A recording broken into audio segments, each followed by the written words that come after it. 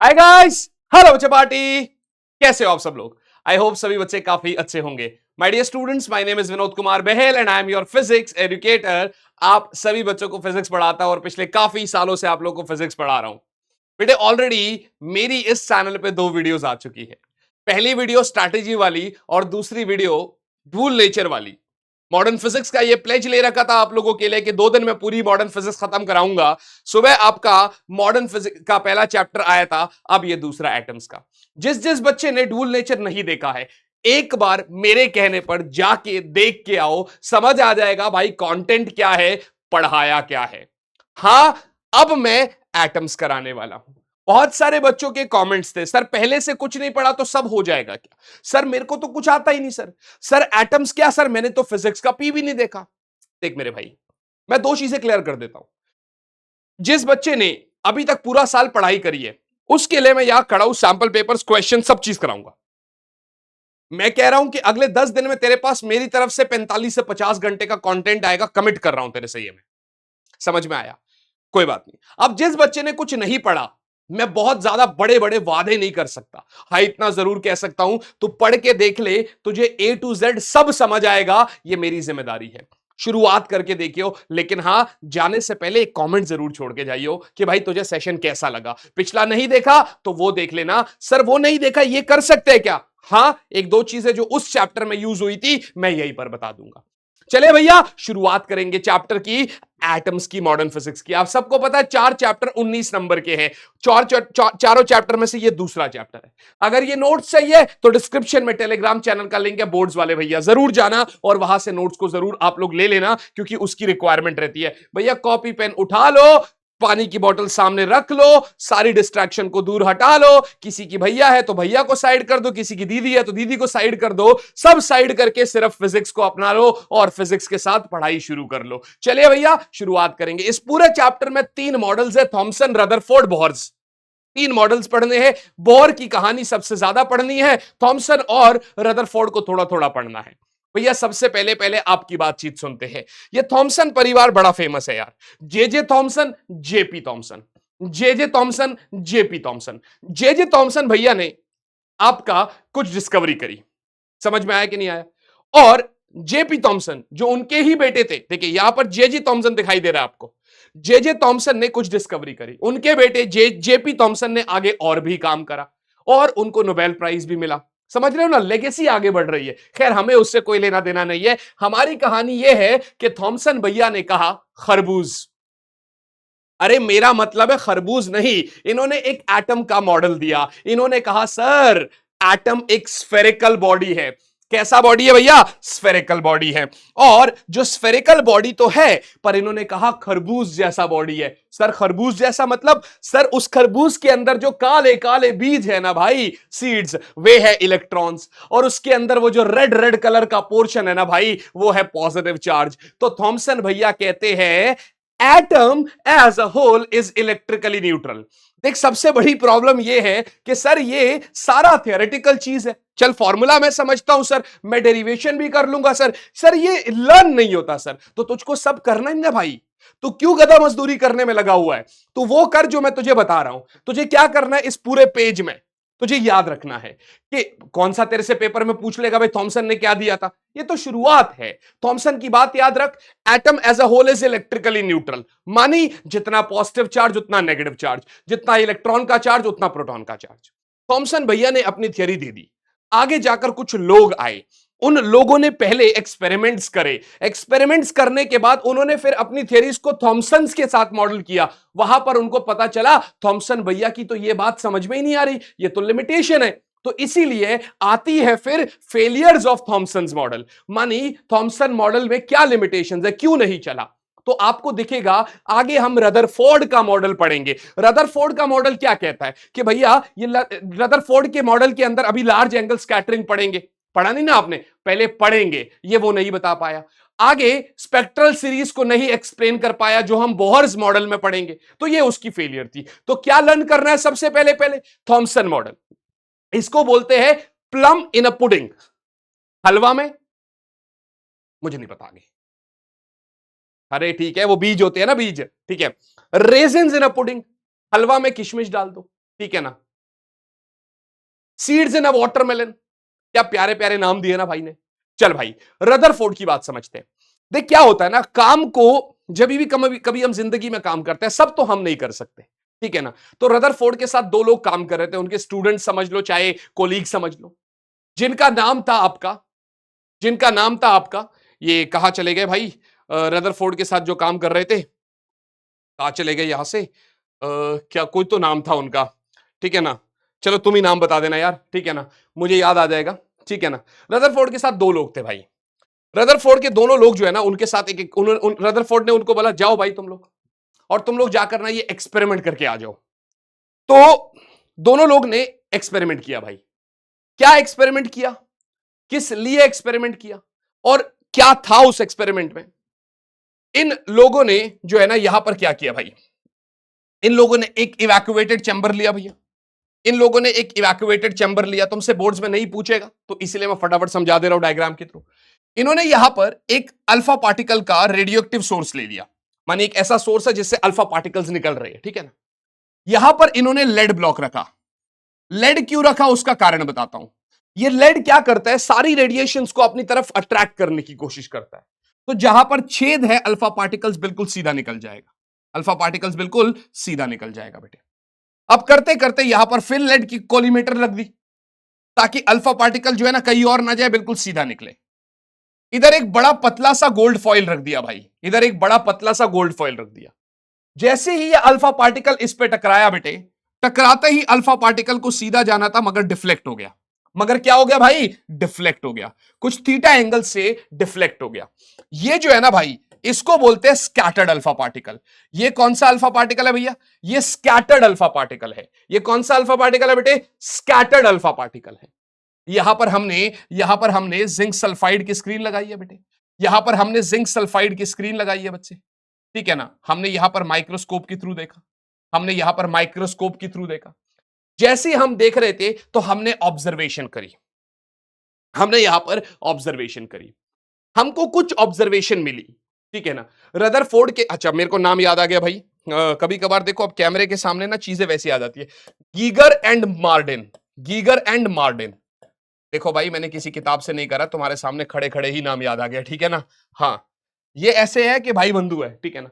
तो अच्छा, अंग्रेज लोग क्या करते हैं भाई, ये बीच में ना एक साइलेंट लिख देते हैं। जैसे अब मैंने मार्डन बोला तो हम हिंदुस्तानी लोग कैसे पढ़ेंगे, Geiger and modern, modern modern, ठीक है। तो गीगर और मार्डन जो है ना, इनको रदरफोर्ड भैया ने ये एक्सपेरिमेंट करवाया। एक्सपेरिमेंट था क्या भैया, अल्फा पार्टिकल का रेडियो एक्टिव सोर्स था, वहां से रेडिएशंस निकली, गोल्ड की बहुत थिन फॉइल। सवाल डाला है मैंने और सवाल पूछेगा कि ये जो गोल्ड की फॉइल है इसकी थिकनेस कितनी है। एनसीईआरटी खोल के रखना, पहली बता रहा हूं, सब करवाऊंगा तेरे बोर्ड्स में, इतने बढ़िया मार्क्स दिलवाऊंगा, क्योंकि मुझे कमेंट चाहिए भाई पेपर के बाद, अभी नहीं पेपर के बाद, कि सर मजे आ गए।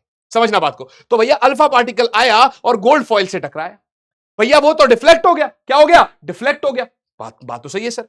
इन्होंने कुछ ऑब्जर्वेशन रखी बेटे, मानी ये कुछ कुछ देखते रहे, मिलियंस टाइम्स इन्होंने ये एक्सपेरिमेंट करा, और एक्सपेरिमेंट करते करते इनको क्या दिखा बेटे कि यार most of the alpha particles तो बिल्कुल सीधे चले गए विदाउट एनी डिफ्लेक्शन।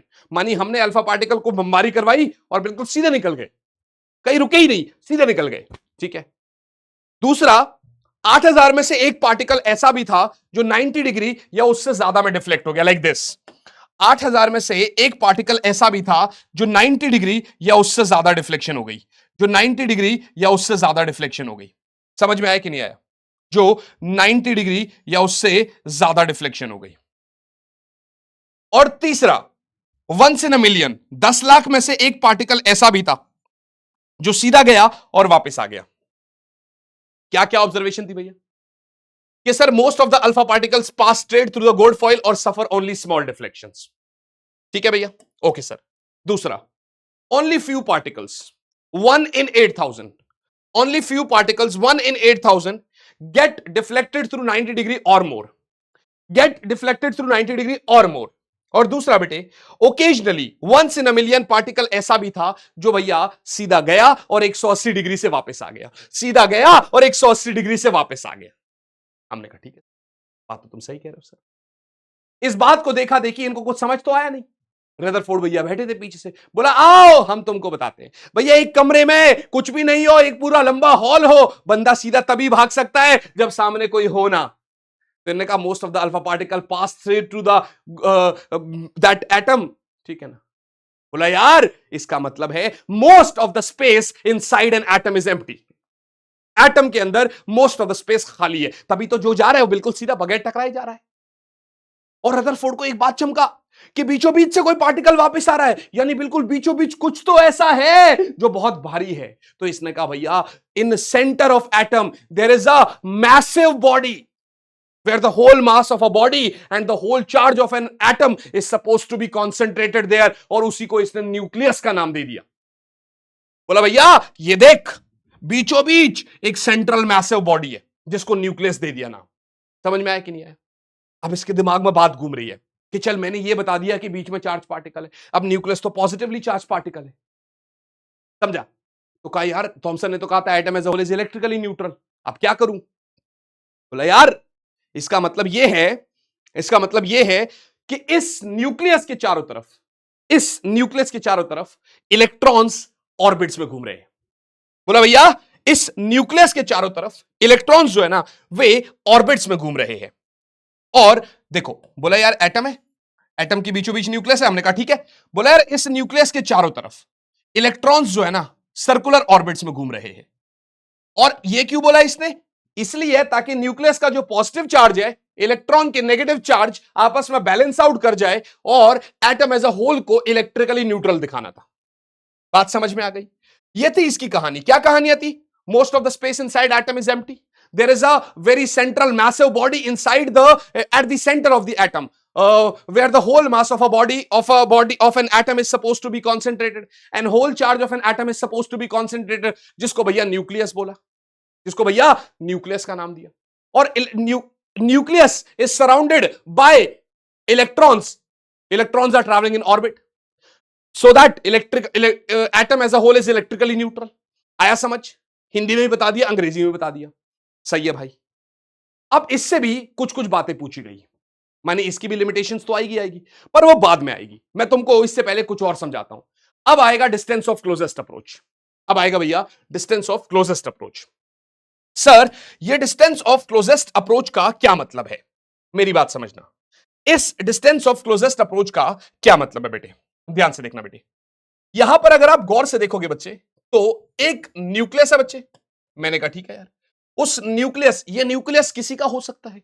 याद रखना यहां पर आप जब गोल्ड की बात करते हैं तो उसके लिए एटॉमिक नंबर 79 लेते हैं हम लोग। गोल्ड के लिए Z जो होता है वो 79 होता है। समझ में आया कि नहीं आया? Z is the number of protons, और न्यूट्रल के लिए तो number of proton number of electron बराबर होता है। न्यूक्लियाई में बताऊंगा आगे।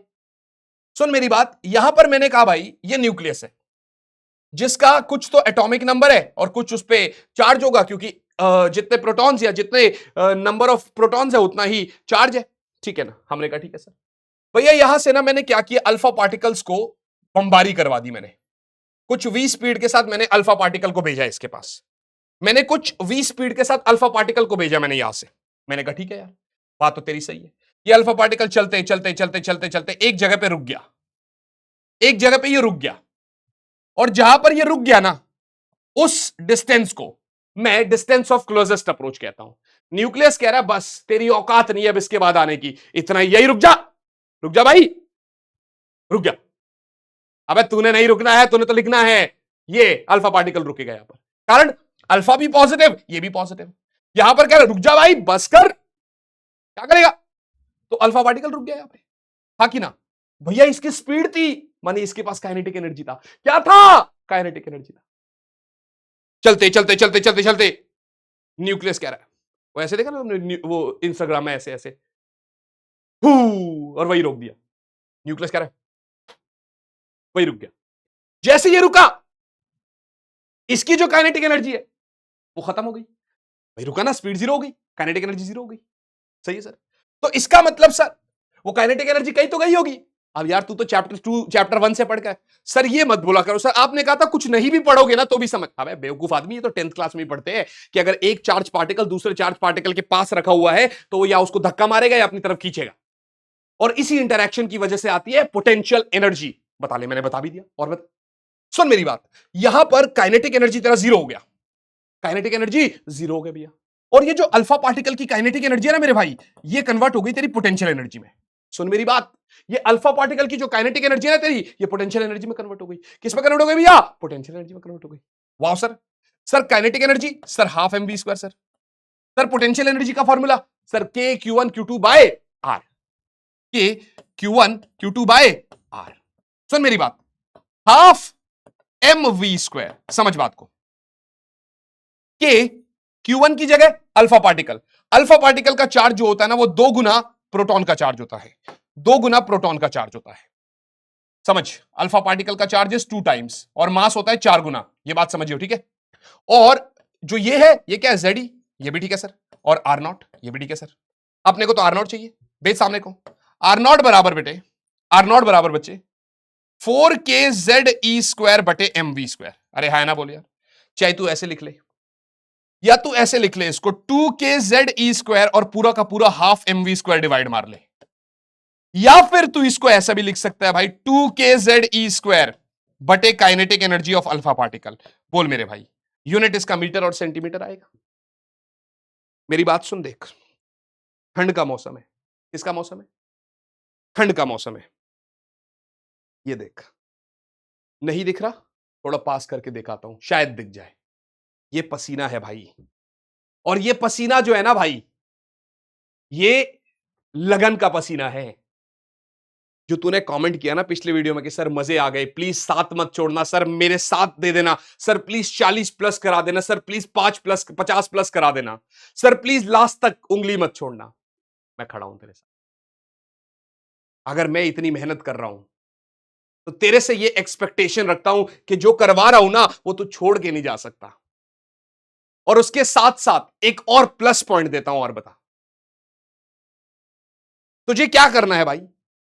क्रिएटिव मैंने लगाया नहीं इसमें, पर नीचे डिस्क्रिप्शन में ऐप का लिंक दे रखा है, उस पर चला जा।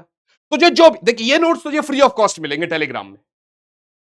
देख भाई, बड़ी ऑब्वियस सी बात है, हर किसी का घर होता है, उसमें चला जा, वहां पे तेरे को फिजिक्स का सारा material A to Z notes, sample paper सब तुझे वहां पर मिल जाएंगे। लिंक पे क्लिक कर और ऐप डाउनलोड कर। क्या पता भाई भगवान ने यही लिखा हो कि तुझे मेरे माध्यम से बढ़िया कुछ कंटेंट देना हो।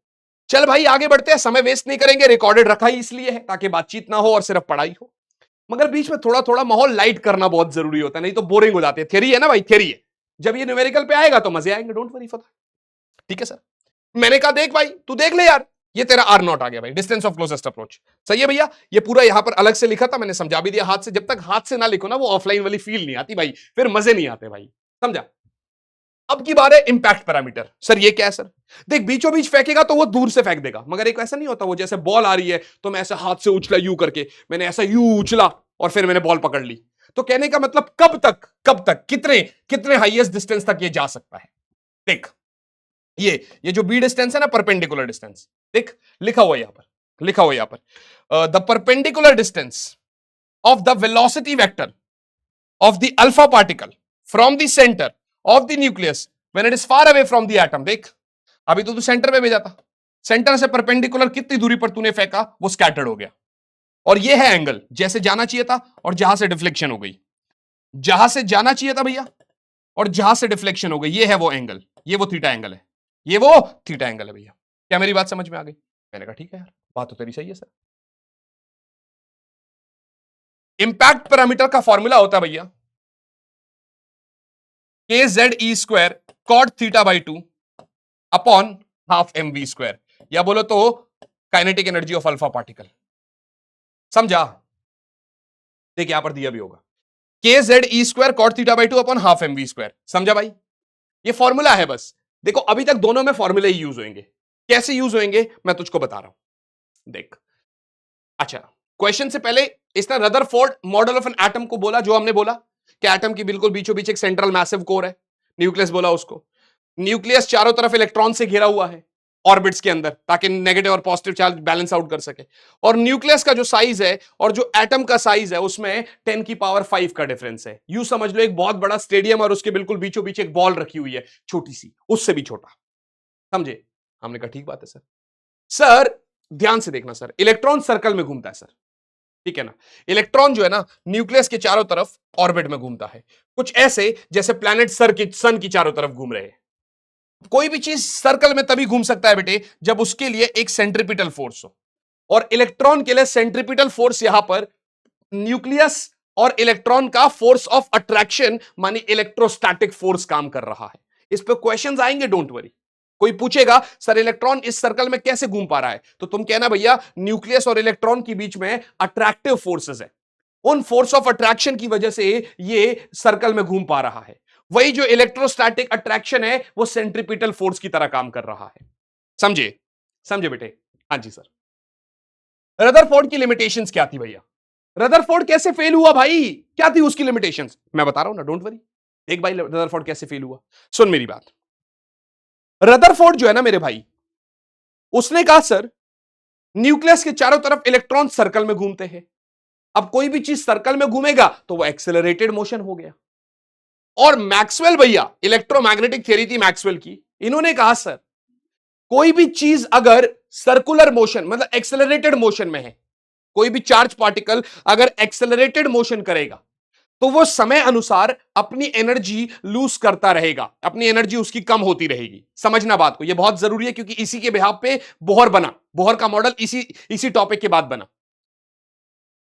भाई इनसे ये पूछा गया, मैक्सवेल ने बोला सर देखो अगर इलेक्ट्रॉन सर्कल में घूम रहा है तो वो एक्सेलरेटेड मोशन है, और मैक्सवेल की थ्योरी कहती है कि कोई भी एक्सेलरेटेड मोशन अगर किसी भी चार्ज पार्टिकल का हो रहा है तो वो कॉन्टिन्यूअसली एनर्जी रेडिएट करेगा, उससे कॉन्टिन्यूअसली एनर्जी निकल रही होगी, और जब एनर्जी कम हो रही है धीरे धीरे धीरे धीरे तो वो एक समय के बाद सर्कुलर पाथ ना चूज करके स्पाइरल पाथ चूज करेगा और न्यूक्लियस में मिल जाएगा। हरि बोल। समझे? ये उसकी थ्योरी थी। देखो कह रहा sir it should continuously lose energy and move in orbits of gradually decreasing radii, the electron should follow a spiral path and finally it should collapse into the nucleus. Maxwell की theory ने बोला ऐसा होता है। अब दोनों लोग सोच में पड़ गए कि या तो मैक्सवेल सही है या रदरफोर्ड सही है। मॉडर्न फिजिक्स है ना भाई, जितना तुझको पता उतना ही दुनिया को पता, दुनिया भी लगी हुई है उसको सुधारने में। सर आपको, अबे गधे मेरे को उतना पता है जितना तेरी नीड है, उससे तो काफी ज्यादा पता है।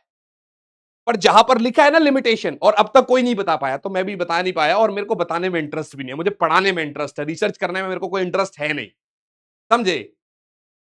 मतलब मैं वो नहीं चाहता भाई कि मैं वो आर्किमिडीज की तरह रिसर्च करता रहूं सोचता रहूं और बाथरूम में जाऊं और नहा रहा हूं और फिर मेरे को लगा ओ वाओ और बगैर कपड़े के बाहर निकलो यूरेका। मैं करना ही नहीं चाहता वो, मेरा इंटरेस्ट ही नहीं है। हाँ मेरा इंटरेस्ट ये है कि जो तुझको पढ़ा रहा हूं तुझे मजे आने चाहिए, वो मेरा इंटरेस्ट है। वो बताइए तुझे समझ में आ रहा है कि नहीं आ रहा है, बस वही चीज है। सुन मेरी बात। तो रदरफोर्ड ने बोला भैया इलेक्ट्रॉन तो एनर्जी लॉस करता रहेगा कॉन्टिन्यूअसली, और एक समय के बाद तो ये अपना न्यूक्लियस के अंदर मिल जाएगा, स्पाइरल पाथ फॉलो करेगा एक समय के बाद। हमने कहा बात तो सही है तेरी यार। तो इस बात को रदरफोर्ड नहीं बता पाया। रदरफोर्ड ने कहा भैया हमको नहीं पता, जितना दे दिया बस, अब हम जा रहे हैं भाई भगवान के पास। बगल में बोर खड़े हैं, वो कह रहे हम बताएंगे, टेंशन क्यों ले रहे हो। दूसरा, अगर इलेक्ट्रॉन कॉन्टिन्यूअसली एनर्जी रिलीज कर रहे हैं तो वहां कॉन्टिन्यूअस स्पेक्ट्रम बनना चाहिए। आगे बोहर में लाइन स्पेक्ट्रम बनता है, ये भी नहीं बता पाया उसको। समझ में आया कि नहीं आया? ये लाइन स्पेक्ट्रम क्या होता है तो समझोगे ना, अभी ये तो तुमने पढ़ा ही नहीं है। देखो जैसे एक नॉर्मल सा एक आध क्वेश्चन अभी करा रहा हूं मैं, थियरी पे आगे जाऊंगा, पहले चैप्टर को खत्म करेंगे उसके बाद देखेंगे क्वेश्चंस का, और अलग से वीडियोस बहुत आएगी तुम्हारे पास क्वेश्चंस की। समझो रात भर दिन भर तुम्हारे लिए काम कर रहा है। Don't worry guys. In a Geiger Marsden experiment बेटे, ओ भाई नाम आ गया Geiger Marsden. What is the distance of closest approach of a nucleus? इतना देख, kinetic energy of alpha particle तेरे को दे रखा है 7.7 मेगा इलेक्ट्रॉन वोल्ट, समझा? Before it comes momentarily to rest and reverses its direction, तुझसे तो डिस्टेंस ऑफ क्लोजेस्ट अप्रोच मांग रहा है भाई। तो ऐसे कंडीशन में भैया आर नॉट क्या होगा sir? 2kze² by half mv², सही है? ये भी बात सही है सर। 2k की जगह 9 इंटू 10 की पावर 9 z। अब गीगर मार्डन एक्सपेरिमेंट में तो आपने गोल्ड लिया था, z बोले तो 99, और चार्ज ऑफ इलेक्ट्रॉन बोलो चाहे प्रोटॉन बोलो 1.6 10 की पावर -19 होता है।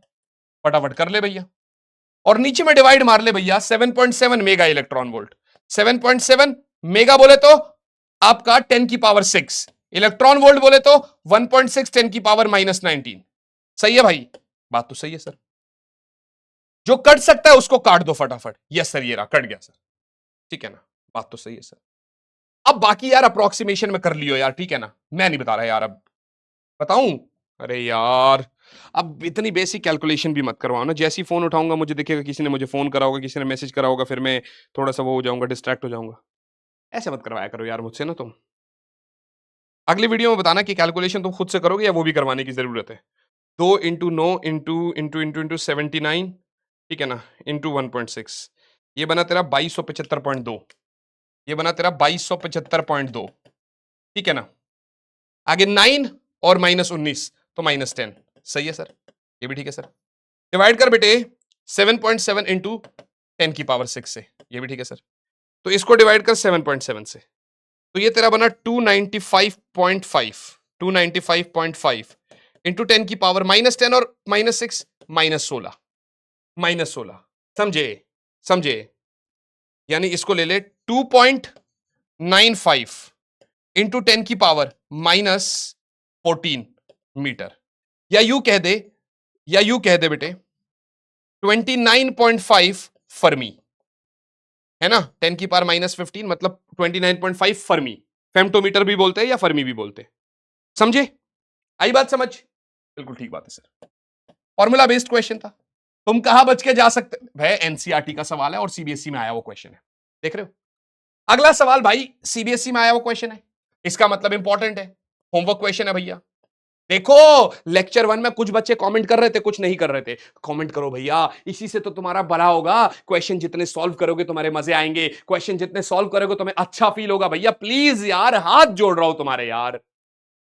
What is the impact parameter at which the scattering angle is 10 degree for z बराबर 19 and initial energy बराबर इतना। हो चल भाई डाल फटाफट। अबे वीडियो रोक, फॉर्मूला लर्न कर यार। बता फॉर्मूला कितना है। Sir sir sir sir sir sir z बराबर, सर z थोड़ी होता, b होता सर। सर b बराबर k Z e square cot theta by 2 upon half m b square. अरे यार अभी तो बताया यार, ये देख, ये ले, ये देख, k Z e square cot theta by 2 upon kinetic energy of alpha particle. Yes sir, this is given sir. Yes sir, z is given sir. Yes sir, e square is given sir. Yes sir, this is given sir. Yes sir, और cot theta by 2 जो है तेरा कितना बनेगा, cot 5। हाँ कि ना, cot 5 का मतलब क्या है, 1/10 5। ये ले, k Z e square upon kinetic energy alpha particle into 10 5। सही है, और 10 5 की वैल्यू गिवन है, डाल दे बस। अरे यार, अब तक जो पढ़ाया उस पर सवाल भी करा दिया। आई डोंट फील सो मुझे आगे कोई दिक्कत है भैया। रदरफोर्ड की लिमिटेशन आई, कोई तो सॉर्ट करेगा, कोई तो होगा जो उसको सॉर्ट करने वाला होगा। यस सर, है सर। कौन है सर? बोहर भैया की जय हो। Bohr quantization condition of angular momentum. क्या भैया? Bohr's quantization condition of angular momentum. Sir क्या मतलब है इसका सर? ध्यान से देखना बेटे। बोहर ने बोलने से पहले डी ब्रॉगली भैया आए। डी ब्रॉगली भैया आए। पहला सवाल तो मैक्सवेल का था कि भाई इलेक्ट्रॉन सर्कल में घूमेगा तो एक्सेलरेटेड मोशन है, एनर्जी लॉस करेगा, या एनर्जी लॉस तो करता ही नहीं है। अगर लॉस करता तो न्यूक्लियस में मिल जाता, मगर यहां तो कॉन्टिन्यूअसली घूम रहा है। तो डी ब्रॉगली भैया बोले ऐसा है कि सर इलेक्ट्रॉन जो है ना वो न्यूक्लियस के चारों तरफ घूम रहा है। डी ब्रॉगली भैया बोल रहे हैं इलेक्ट्रॉन जो है वो न्यूक्लियस के चारों तरफ घूम रहा है भैया। अच्छा, लेकिन ऐसा नहीं है भाई कि हर जगह घूम लेगा। तुमने देखा है कभी लड़कियों को वॉशरूम का बड़ा प्रॉब्लम होता है उनको, हाइजीन इशू, समझे। मगर ऐसा थोड़ी कि वो वॉशरूम करते ही नहीं है, करते हैं। कहा हाइजीनिक, घर पे, खुद के वॉशरूम में। छी सर क्या एग्जाम्पल था, अबे गधो, एग्जाम्पल तो एग्जाम्पल। तो इलेक्ट्रॉन जो है वो हर जगह नहीं घूम रहा, इलेक्ट्रॉन कुछ पर्टिकुलर ऑर्बिट्स में घूम रहा है, समझे। सर ये तो रदरफोर्ड भी बता सकता था, उसके दिमाग में नहीं आई, इनके दिमाग में आई, बता दिया इन्होंने। बोला भैया ऐसा है, हमने कैलकुलेशन मार ली, इलेक्ट्रॉन कुछ पर्टिकुलर ऑर्बिट में घूम सकता है। और जिस ऑर्बिट में घूम रहा है हम उनको स्टेशनरी ऑर्बिट बोल रहे हैं, वहां से वो एनर्जी रिलीज नहीं करता। नहीं तो करके देख लो। बोला भैया अच्छा कौन से ऑर्बिट में घूमता है? बोला भाई जिस ऑर्बिट में घूमेगा उसका कुछ रेडियस होगा और उसका जो सरकमफ्रेंस होगा 2πr वो तेरा n लैम्डा के बराबर होगा, n into de Broglie wavelength. अब n क्या है? First orbit, second orbit, third orbit, fourth orbit. ये ला भाई n तेरा 1 है, 2 है, 3 है। समझा? समझा भाई? कभी कभी चीजों को बहुत आसान समझाना बहुत जरूरी है, नहीं तो किताबें ना बहुत कंफ्यूज कर देती है। तो तेरे को क्या समझना है कि इस बात का जवाब क्या है कि इलेक्ट्रॉन हर एक ऑर्बिट में नहीं घूम सकता है। इलेक्ट्रॉन पर्टिकुलरली कुछ ही ऑर्बिट्स में घूम सकते हैं। किस ऑर्बिट में घूम सकते हैं? इलेक्ट्रॉन सिर्फ उसी ऑर्बिट में घूम सकता है जिस ऑर्बिट में इलेक्ट्रॉन का जो सरकमफ्रेंस है 2πr वो n into de Broglie wavelength के बराबर है। वो किसके बराबर है? n into de Broglie wavelength के बराबर है। मैंने कहा बात तेरी सही है। तो सही कह रहा भाई, बात तो तेरी सही है सर। चलते भैया बढ़ते हैं आगे, चलते भैया बढ़ते हैं आगे। हमने यहां से कर लिया भैया। इस बात का फायदा उठा के रदरफोर्ड ने बोला वाओ दिस इज नाइस, और उसने अपने पॉस्टुलेट्स दिए। उसने कहा भाई डी ब्रॉगली कुछ ऑलरेडी बता चुका है, ठीक है ना। तो रदरफोर्ड यहां पे कह रहा है भैया डी ब्रॉगली ने बोला 2πr बराबर n लैम्डा, समझना। हमने कहा ठीक है सर। तो 2πr बराबर बेटे n, और तू चैप्टर 11 से, मैंने कही थी ना दो चीजें हैं जो यहां पे पढ़नी पड़ेगी, तूने वहां से पढ़ा था कि डी ब्रॉगली बराबर h अपॉन mv होता है, h अपॉन मोमेंटम। समझा?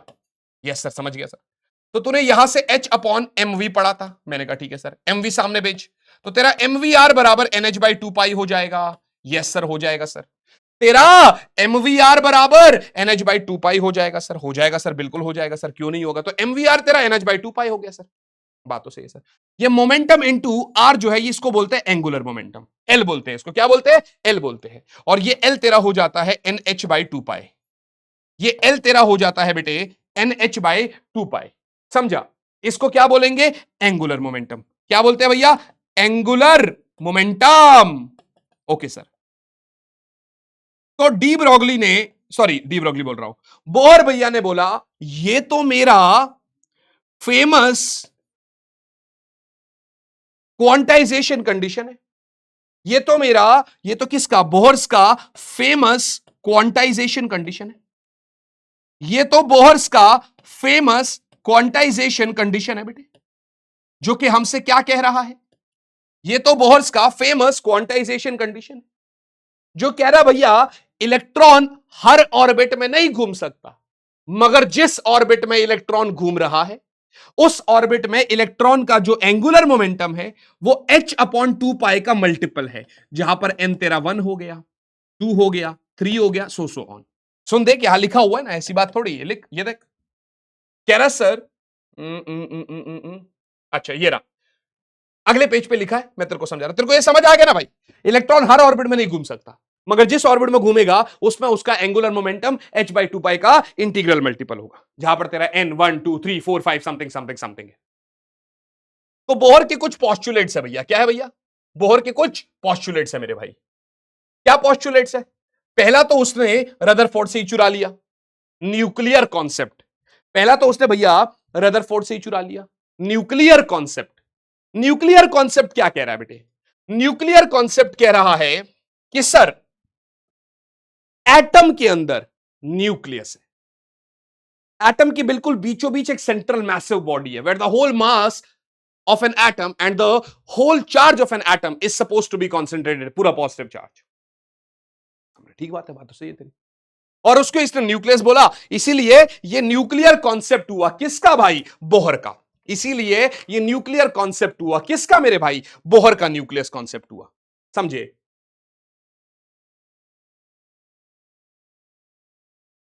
दूसरा बेटे, दूसरा क्वांटम कंडीशन। वही बोला भाई, कह रहा सर बहुत सारे सर्कुलर ऑर्बिट्स हैं, लेकिन इतने सारे सर्कुलर ऑर्बिट्स के बावजूद भी इलेक्ट्रॉन हर एक ऑर्बिट में नहीं घूम सकता। इलेक्ट्रॉन पर्टिकुलरली उस ऑर्बिट में घूम सकता है जिस ऑर्बिट में इलेक्ट्रॉन का जो एंगुलर मोमेंटम है वो h/2π का मल्टीपल हो। वो क्या हो भैया? h/2π का मल्टीपल हो बेटे। वो क्या हो भैया?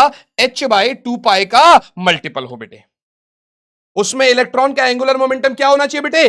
h/2π का मल्टीपल होना चाहिए। क्या मेरी बात समझ में आ रही है? हमने कहा बात तो सही है तेरी यार, उसमें इलेक्ट्रॉन का एंगुलर मोमेंटम h बाई 2 पाई का मल्टीपल होना चाहिए। यार ये बात तो तेरी सही है भाई, बात तो तेरी सही है बेटे। आगे देखते हैं भैया, स्टेशनरी ऑर्बिट्स। बोला भाई जिस ऑर्बिट में इलेक्ट्रॉन घूम रहा है उस ऑर्बिट में इलेक्ट्रॉन कोई एनर्जी नहीं दे रहा है, इसीलिए हम उन ऑर्बिट्स को स्टेशनरी ऑर्बिट्स मान रहे हैं। इसीलिए बेटे हम उन ऑर्बिट्स को स्टेशनरी ऑर्बिट्स मान रहे हैं बेटे। क्या मेरी बात समझ में आ गई? अगला बेटे फ्रीक्वेंसी कंडीशन। बोला यार ऐसा है, इलेक्ट्रॉन जिस ऑर्बिट में घूमेगा, समझ बात को, जैसे ये न्यूक्लियस है, इलेक्ट्रॉन इस ऑर्बिट में घूमेगा और इसमें घूमेगा। भाई इसमें इलेक्ट्रॉन की कुछ एनर्जी E1 है और इसमें कुछ एनर्जी E2 है बेटे। समझ में आया कि नहीं आया? बीच में इलेक्ट्रॉन नहीं घूम सकता। तो यहां से अगर इलेक्ट्रॉन को यहां जाना है तो इस इलेक्ट्रॉन को कुछ एनर्जी रिलीज करनी पड़ेगी, यानी रेडिएट, मतलब रेडिएट करनी पड़ेगी, रिलीज करनी पड़ेगी। यहां से अगर यहां पर इलेक्ट्रॉन को जाना है तो इस इलेक्ट्रॉन को इसको कुछ एनर्जी एब्सॉर्ब करनी पड़ेगी। समझ में आया कि नहीं आया? यहां पर एनर्जी एमिट कर रहा है, यहां पर एब्सॉर्प्शन हो रही है। समझ में आया कि नहीं आया? तो मतलब यह है बेटे कि अगर इलेक्ट्रॉन एक ऑर्बिट से दूसरे ऑर्बिट में जा रहा है, मतलब पहुंच रहा है एक ऑर्बिट से दूसरे ऑर्बिट में बेटे, तो ऐसे कंडीशन में बेटे जो एनर्जी डिफरेंस है E2 माइनस E1, ये असल में h न्यू के बराबर है। ये असल में h न्यू के बराबर है। क्या मेरी बात समझ में आ रही? ऐसे कंडीशन में जो एनर्जी डिफरेंस है बेटे वो h न्यू के बराबर है। आई hope this is very clear. ऐसे कंडीशन में जो एनर्जी डिफरेंस है बेटे वो h न्यू के बराबर है। यस और नॉट? ऐसे कंडीशन में जो एनर्जी डिफरेंस है वो h न्यू के बराबर है। मतलब छोटे छोटे पैकेट्स के फॉर्म में होता है, जिसको हम आपका क्या कहते हैं, ये उसकी एनर्जी क्या होगी, h न्यू। इससे फेमस फ्रीक्वेंसी कंडीशन।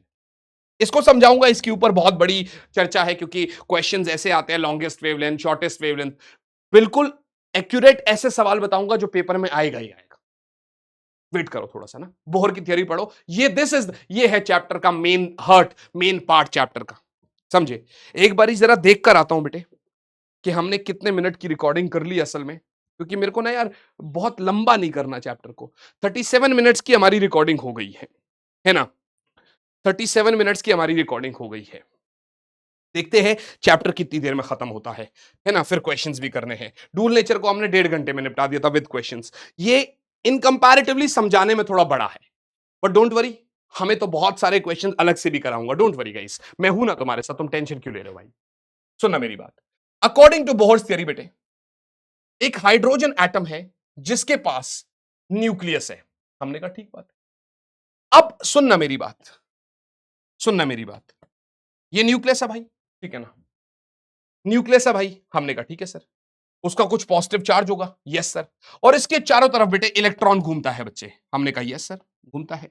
और अभी थोड़ी देर पहले मैंने तेरे को बोला कि इलेक्ट्रॉन ऐसे नहीं घूम सकता।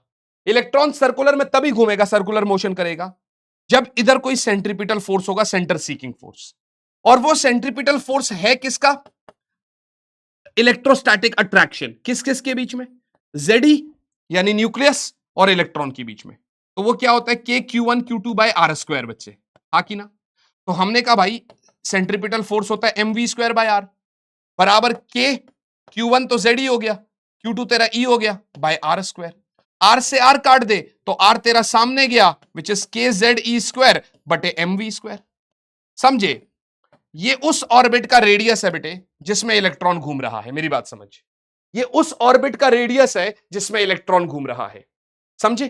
क्या किया मैंने? सेंट्रीपिटल फोर्स को मैंने इलेक्ट्रोस्टैटिक अट्रैक्शन के बराबर कर दिया बेटे। मैंने सेंट्रीपिटल फोर्स को इलेक्ट्रोस्टैटिक अट्रैक्शन के बराबर कर दिया बेटे। क्या मेरी बात समझ में आ रही है? आई hope this is very clear. ठीक है सर, बात तो आपकी सही है सर। अब की बार क्या होगा, तुझे एक और चीज बताता हूं बेटे, ध्यान से सुन। तुझको पता है कि L बोले तो MVR तेरा NH बाय 2 पाई है, समझे? पहले कॉन्सेप्ट में तूने R बराबर क्या निकाला यहां से, KZE square by MV square, समझा? पहले तूने R निकाला KZE square by MV square, ये तेरा पहला कॉन्सेप्ट है। यस सर, बिल्कुल सही बात। अगले कॉन्सेप्ट में तेरा L बराबर MVR which is like NH by 2 pi, which is like NH by 2 pi मेरे भाई। जो क्या है बेटा, NH बाई 2 पाई है बच्चे, जो क्या है NH बाई 2 पाई है। तो यहां से तुझको R मिलेगा NH बाई 2 पाई MV। समझा, MV इधर चला गया। ये तेरा दूसरा स्टेप है, समझ समझ के करियो, क्योंकि कभी कभार 3 नंबर का एक्सप्रेशन आ जाता है। किसी का कोई भरोसा नहीं है बेटे, पेपर इतना टफ बनाया जा रहा है लेकिन पेपर उतना टफ भी नहीं है। सुन मेरी बात, 100% का पेपर है, उस 100% में से 10 से मतलब 70 में से 7 से लेकर 10 नंबर का पेपर ऐसा है जिसके लिए बहुत ज्यादा अच्छे से सोचना पड़ेगा, पर 60 नंबर का पेपर तेरा इजीली बन सकता है। और तू जो ये 10 दिन की सीरीज मेरे साथ फॉलो करेगा, कम से कम 50 नंबर तेरा यही से आएगा। मैं बोल रहा हूं भाई, बार बार बोल रहा हूं, ये तो मैं खुद के ऊपर खतरा ले रहा हूं। पेपर के बाद भी तो तुमको फेस करना है, नीट में भी तो देखना है, जेई में भी तो देखना है, एंट्रेंस में भी तो पढ़ाना है, सीयूटी में भी तो पढ़ाना है। सिर्फ ये थोड़ी है कि 10 दिन पढ़ा दिया और निकल लिए। समझ रहे हो सर? आर बराबर NH बाई 2 पाई MV होता है सर। हाँ सर, बिल्कुल बात है सर। ये दूसरा हो गया सर, दोनों को बराबर कर दो sir. From first and second बेटे, फर्स्ट और सेकेंड से बच्चे k Z e square by m v square जो है तेरा, वो NH बाई 2 पाई MV है, वो NH बाई 2 पाई MV होता है बेटे। समझे? Yes sir. तो अब क्या होगा मेरे भाई, M से M काट दे बेटे, यस सर। V से V काट दे मेरे भाई, तो तेरा k Z e square by v बराबर NH बाई 2 पाई आ रहा है।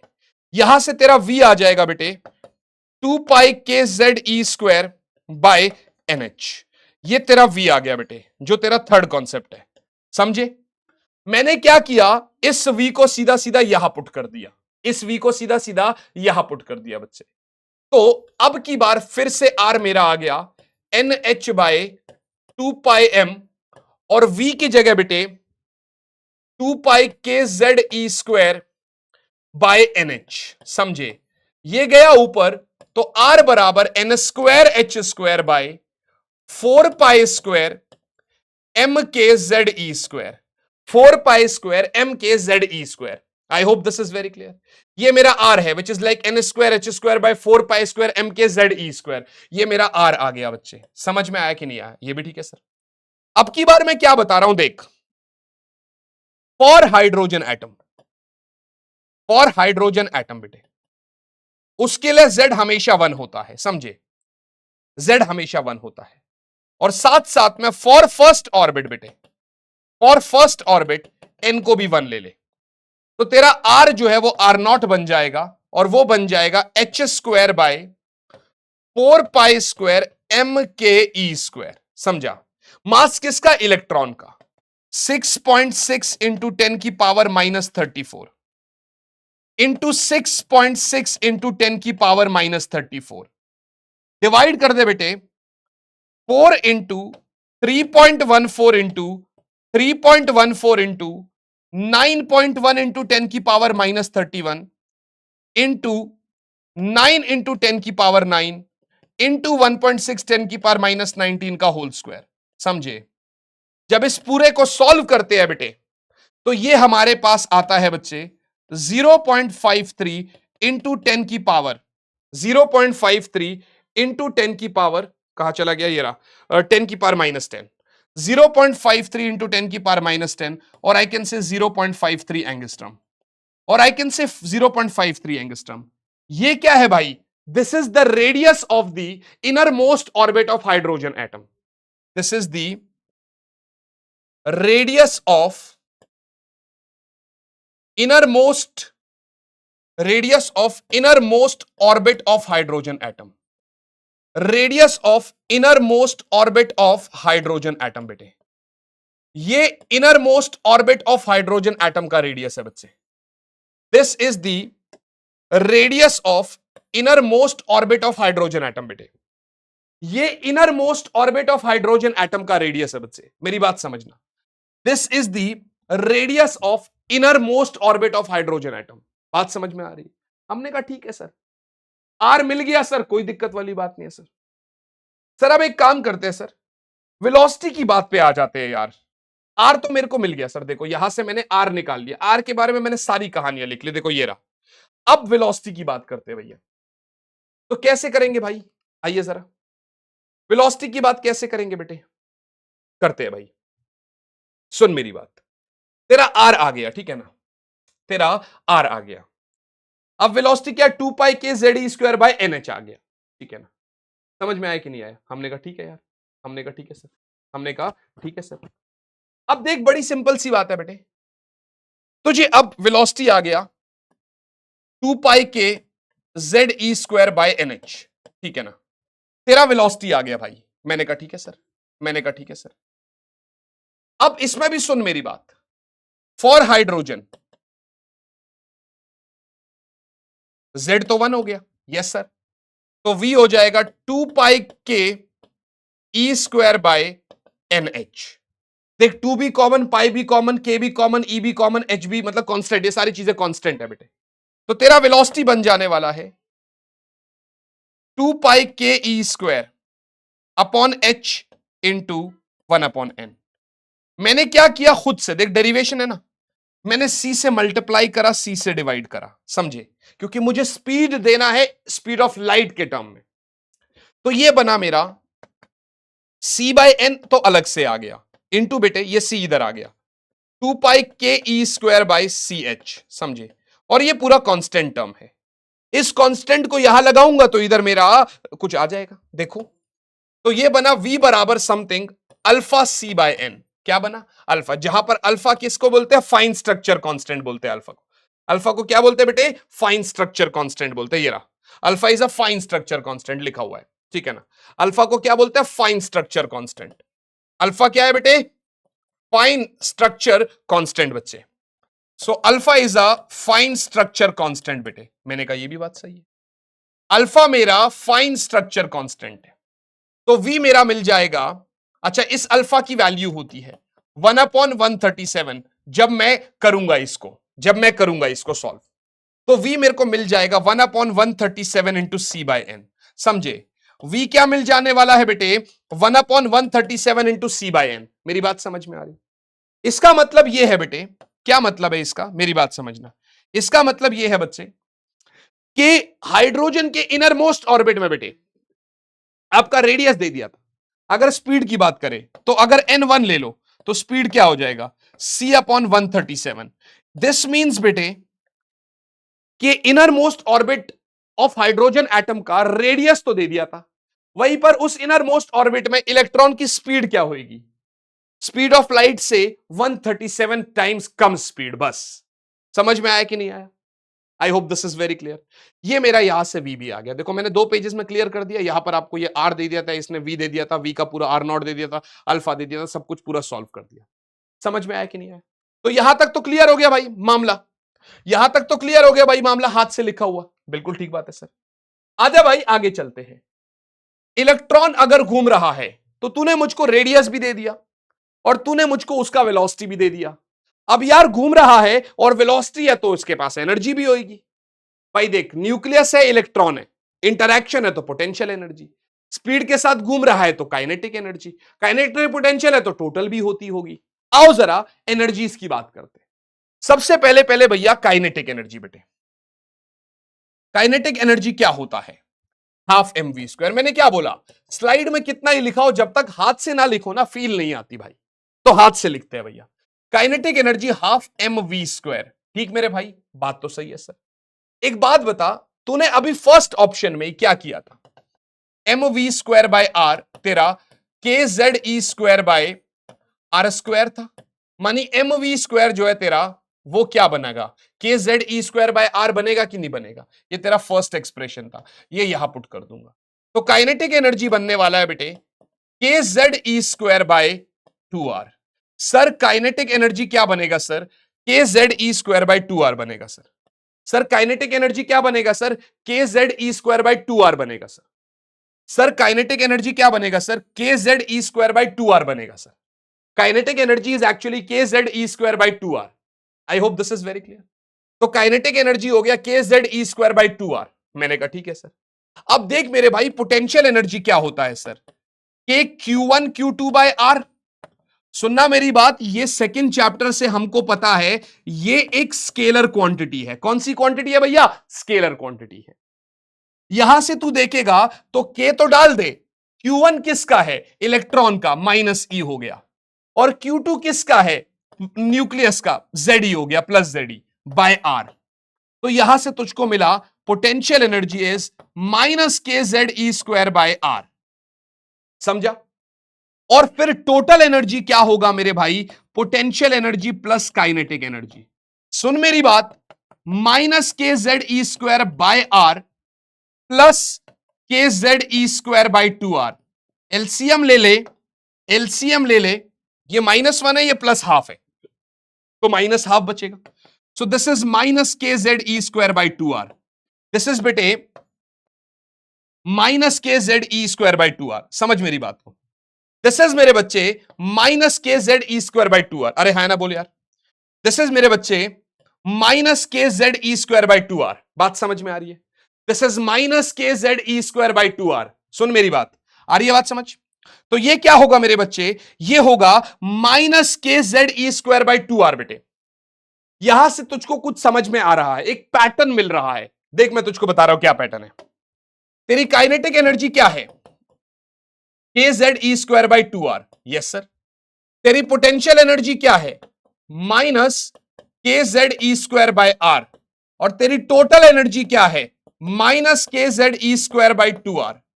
मैग्नेट्यूडिकली भैया total energy, magnitudically total energy kinetic energy के बराबर है, और वो दोनों जो है पोटेंशियल एनर्जी के आधे के बराबर है। समझ आया कि नहीं आया? और सिंबॉलिकली देखेंगे तो काइनेटिक एनर्जी जो है भैया वो minus potential energy, minus potential energy का आधा, या माइनस टोटल एनर्जी। समझ आया कि नहीं आया?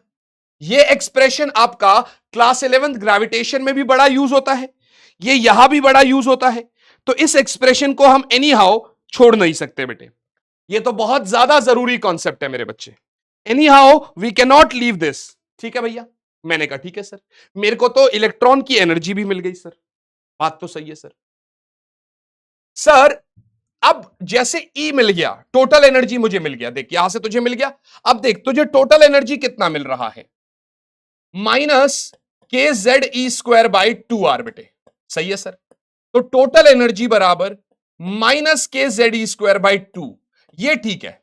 तुझे R कितना मिला था, यहां से R तूने लिखा था n²h² बाय 4π² mkZe²। यहां पुट कर दे, R तेरा है n²h² बाय 4π² mkZe²। ठीक है ना भाई? बात तो सही है सर आपकी। सर आप जो भी कह रहे हैं बिल्कुल सही कह रहे हैं सर। तो टोटल एनर्जी मिल गया -kZe² bye 2 n²h² bye 4π² mkZe²। ये भी बात सही है सर आपकी। Whatever you are saying is a good thing sir. बात तो सही कह रहे हो सर आप। सो गाइज अब क्या करने वाले हैं भाई, निकालो जरा टोटल एनर्जी।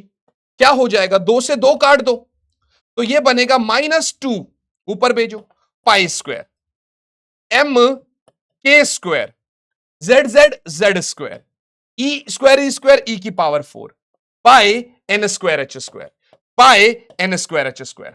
आई बात समझ में? आई बात समझ में? ये हुआ तुम्हारा टोटल एनर्जी का कॉन्सेप्ट। ये हुआ तुम्हारा टोटल एनर्जी का कॉन्सेप्ट बेटे। टोटल एनर्जी कितना हुआ, -2π² mk² z² e⁴ bye n²h²। अरे हाँ ना, बोल यार। -2π² mk² z² e⁴ bye n²h²। ये टोटल एनर्जी है बेटे। समझ में आया कि नहीं आया? बिल्कुल ठीक है सर। अब इसी एनर्जी पे हम लोग बोहर वाली फेमस फ्रीक्वेंसी कंडीशन खेलेंगे कि भाई एक ऑर्बिट से अगर इलेक्ट्रॉन दूसरे ऑर्बिट में जा रहा है तो असल में क्या हो रहा है। क्या यहां तक समझ आया? सच बताना बेटे, ऑफलाइन में भी जब पढ़ते हो तो क्या इतने मजेदार तरीके से समझ आई थी क्या चीजें? सच बताना, झूठ मत बोलना।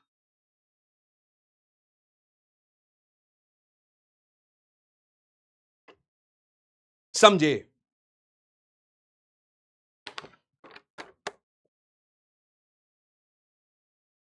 चलिए आगे बढ़ेंगे भैया, आगे बढ़ेंगे भैया। हमने कहा ये तुम्हारा एनर्जी रहा, लिखा हुआ भी है, हमने हाथ से भी लिख दिया sir. Spectral series of hydrogen atom और एनर्जी लेवल, लास्ट टॉपिक है भैया एक हिसाब से। 1 घंटा अभी पूरा भी नहीं हुआ है, तो हमें अच्छा टाइम मिलेगा क्वेश्चंस करने के लिए भी। Got it guys. चलो बढ़ते हैं भैया। Spectral series of hydrogen atom बेटे। अच्छा, कुछ बच्चे अगर ऐसे है ना बेटे, जिनको लग रहा है कि सर आप तेज पढ़ा रहे हो या आपकी स्पीड थोड़ी ज्यादा है, तो बता देना बेटे, कोई बात नहीं, क्योंकि मैंने पिछले वाले लेक्चर में पूछा था, ऑनेस्टली बोल रहा हूं। अभी भी मेरे को ना उसमें लाइक मैं जब खोलता हूं ना, तो अभी भी बच्चे यही कह रहे हैं कि सर स्पीड काफी सही था, स्पीड में कोई दिक्कत नहीं है, आप पढ़ाओ अपने तरीके से, कोई ऐसा प्रॉब्लम नहीं है। तो मैंने कहा कि अगर ऐसी बात है और आपको लग रहा है कि स्पीड में कोई इशू नहीं है, तो फिर तो कोई दिक्कत नहीं है। और अगर आपको लगता है कि नहीं सर स्पीड में इशू है सर, हमको नहीं समझ में आ रहा है, वैसे तो अभी तक कोई ऐसा इशू नहीं आया है, स्टिल वट एवर यू से, ठीक है ना, मैं देख लूंगा, ठीक है ना। यस। चलो इसमें एक बच्चे का कमेंट मैं वो बोल देता हूँ जो अभी रिसेंट हुआ है, ठीक है ना। Shagun Dikshit, sir thank you so much, each and every concepts are clear and we will not leave you till the boards, waiting for the next video. अगर तू नेक्स्ट वीडियो देख रहा है तो ये तू यहाँ पर वो हो गया, क्या बोलते हैं उसको, तो यहाँ पर वो हो गया, मतलब वीडियो में आ गया, ठीक है ना, जो भी अंग्रेजी वर्ड है मैं भूल गया, ठीक है ना। कोई बात नहीं यार, देखो यार, मजे आएंगे, टेंशन मत लो यार, लास्ट तक खड़े हैं, तुम लोग को सपोर्ट करना है, तुम लोग अपने दोस्तों को भेजो इसको, ऊपर वाला देख रहा है यार। तुम ये मत सोचना कि यार कहीं ऐसा ना हो कि मैं उसको वीडियो भेज दूं वो भी पढ़ लेगा, नहीं भाई, तेरा कंपटीशन उसके साथ है ही नहीं, तेरा कंपटीशन तो खुद के साथ है। ऊपर वाला इस बात से जरूर खुश होगा कि यार मेरा बच्चा मेरे दूसरे बच्चे की हेल्प कर रहा है, समझ रहा है मेरी बात, और मैं तेरे साथ खड़ा हूं, टेंशन क्यों ले रहा है। मैं सिर्फ इतनी सी बात बोल रहा हूं, यहां पर जो भी बच्चे जो भी बच्चियां पढ़ रही है, बेटे इतना समझना कि अपनी तरफ से दोनों लोग अपना बेस्ट देंगे यार, समझ रहे हो, अपनी तरफ से दोनों लोग अपना बेस्ट देंगे, मजे आएंगे, डोंट वरी गाइस। चलो, तो spectral series of hydrogen atom पढ़ेंगे बेटे। आप समझो, आपने जस्ट अभी पढ़ा कि nth ऑर्बिट में इलेक्ट्रॉन की एनर्जी क्या होती है, -2π² एम के स्क्वायर जेड स्क्वायर ई की power 4 over H square into 1/n²। सही है, यही पढ़ा है हमने अभी। हाँ सर, ये तो पढ़ लिया हमने अभी। बोर की फ्रीक्वेंसी कंडीशन क्या बोलती थी कि जब भी एक इलेक्ट्रॉन या तो हायर एनर्जी लेवल से लोअर में जा रहा है या लोअर से हायर में जा रहा है, तो एनर्जी का जो डिफरेंस है वो एच न्यू के टर्म में हो रहा है, मानी E n2 - En1 is H new. समझ में आया कि नहीं आया, मैं तुझको अलग से बता रहा हूं, देखिए लिखा हुआ है, बहुत अच्छी बात है, पर तू मेरे हाथ से समझ, तुझे ज्यादा मजे आएंगे। देख, मैंने कहा सेकेंड ऑर्बिट से फर्स्ट ऑर्बिट में इलेक्ट्रॉन जा रहा है, तुमने कहा बिल्कुल ठीक है सर, तो मैंने कहा वो एच न्यू के बराबर है। वो किसके बराबर है बेटे, एच न्यू के बराबर है। E2 - E1 is H new, समझे, E2 - E1 is H new बेटे। ओके सर, सेकेंड ऑर्बिट में एनर्जी कितना होगा, एन को 2 लगाना है बस, -2π² एम के स्क्वायर जेड स्क्वायर ई की पावर 4। देख भाई, ज्यादा वो नहीं करना है, जल्दबाजी नहीं करनी, आराम आराम से चल। यह है इंटू 1/n2²। कुछ बच्चा कहता है पहले ही कॉमन ले लो, मत ले भाई, पहले कॉमन मत ले, आराम से कर, आराम से चल, आराम से चलेगा तो बढ़िया होगा, ठीक है ना। समझ में आया कि नहीं आया, आगे बढ़ते हैं। फिर उसके बाद माइनस में, फिर माइनस लगेगा, -2π² एम के स्क्वायर जेड स्क्वायर ई की power 4 by H square into 1/n1² into 1/n1²। Minus minus plus हो गया, तो इसको आगे ले आ, इसको पीछे ले आ, तो ये तेरा बन गया 2π² एम के स्क्वायर जेड स्क्वायर ई की पावर 4 बाय एच स्क्वायर, तो ब्रैकेट में आ जाएगा 1/n1², और क्योंकि इधर माइनस है तो -1/n2²। समझ में आया कि नहीं आया, -1/n2²। हमेशा याद रखना बेटे, ये छोटा होता है, ये बड़ा होता है, ये वो है जहां पर वो ऑलरेडी है, और ये वो है जहां से वो आ रहा है, ठीक है ना। ये छोटा होता है, ये बड़ा होता है, याद रखना हमेशा, ठीक है ना। हमने कहा ठीक है।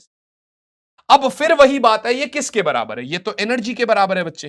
मैंने कहा ठीक है सर, अब एनर्जी तो एच न्यू के बराबर होता है, अलग मार्कर से लिख ले भैया, एनर्जी तो एच न्यू के बराबर होता है, तो इसलिए यहां से इधर ले आते हैं, तो एच न्यू, एच इधर आ जाएगा, तो न्यू क्या आ जाएगा बेटे, एच तो नीचे आ जाएगा, 2π² एम के स्क्वायर जेड स्क्वायर ई की power 4 by H cube, by H cube into बेटे 1/n1² माइनस 1/n2²।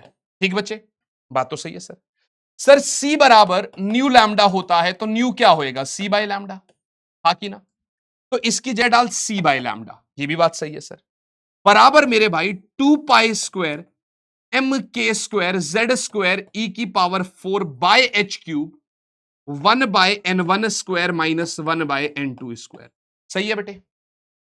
अब देख भाई, ये तुझको मिल गया, सी नीचे ले जा। ये देख, इसके बाद तू यहां ले आ, इसके बाद तू चीजों को यहां ले आ। सी जैसे ही नीचे ले जाएगा बेटे, तो 1/λ बच गया। उसी को न्यू बार कहते हैं, न्यू के ऊपर बार।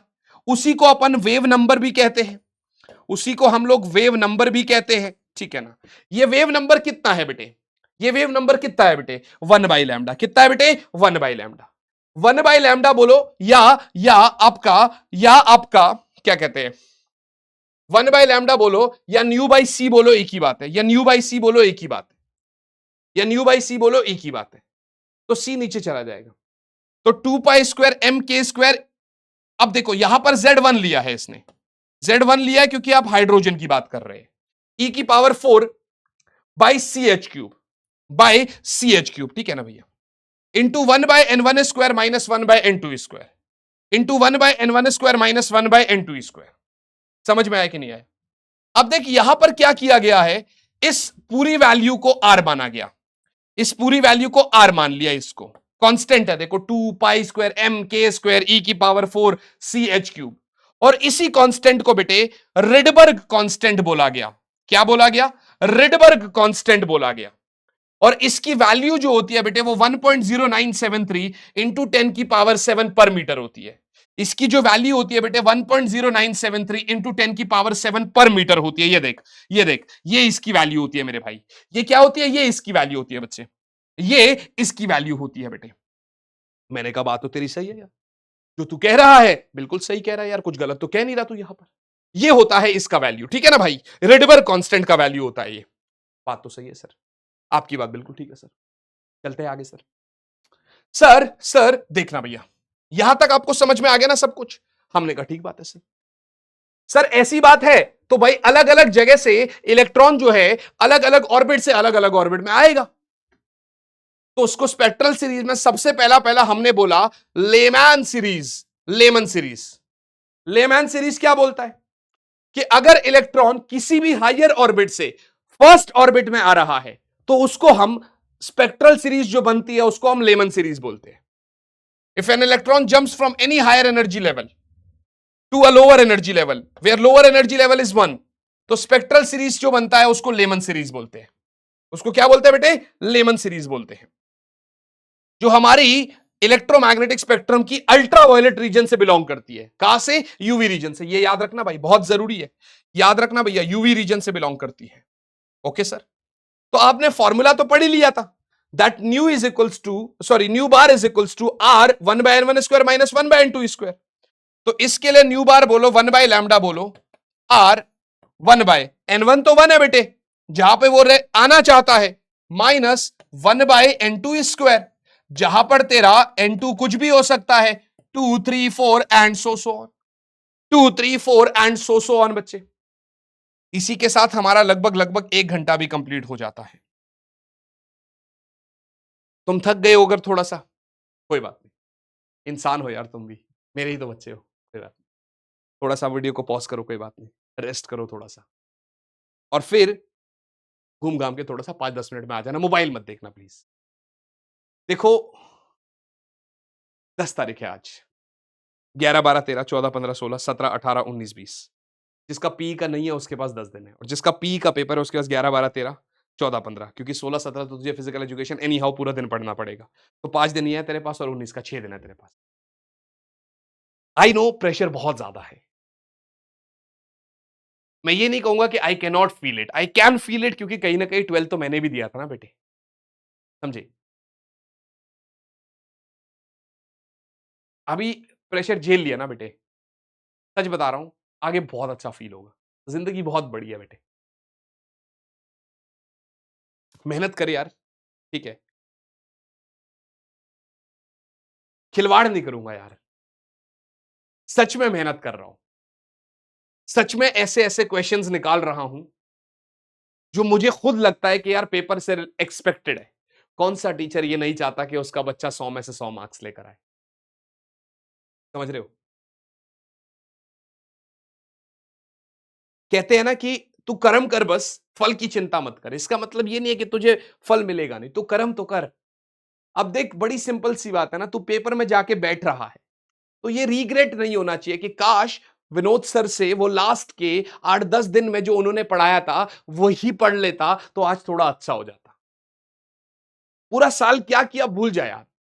अब ये 8-10 दिन है, मैं सच बता रहा हूं, बहुत बच्चा ऐसा होता है जो लास्ट के दिनों में भी पढ़ के बिल्कुल यू ऐसा स्काई रॉकेट की तरह जाता है।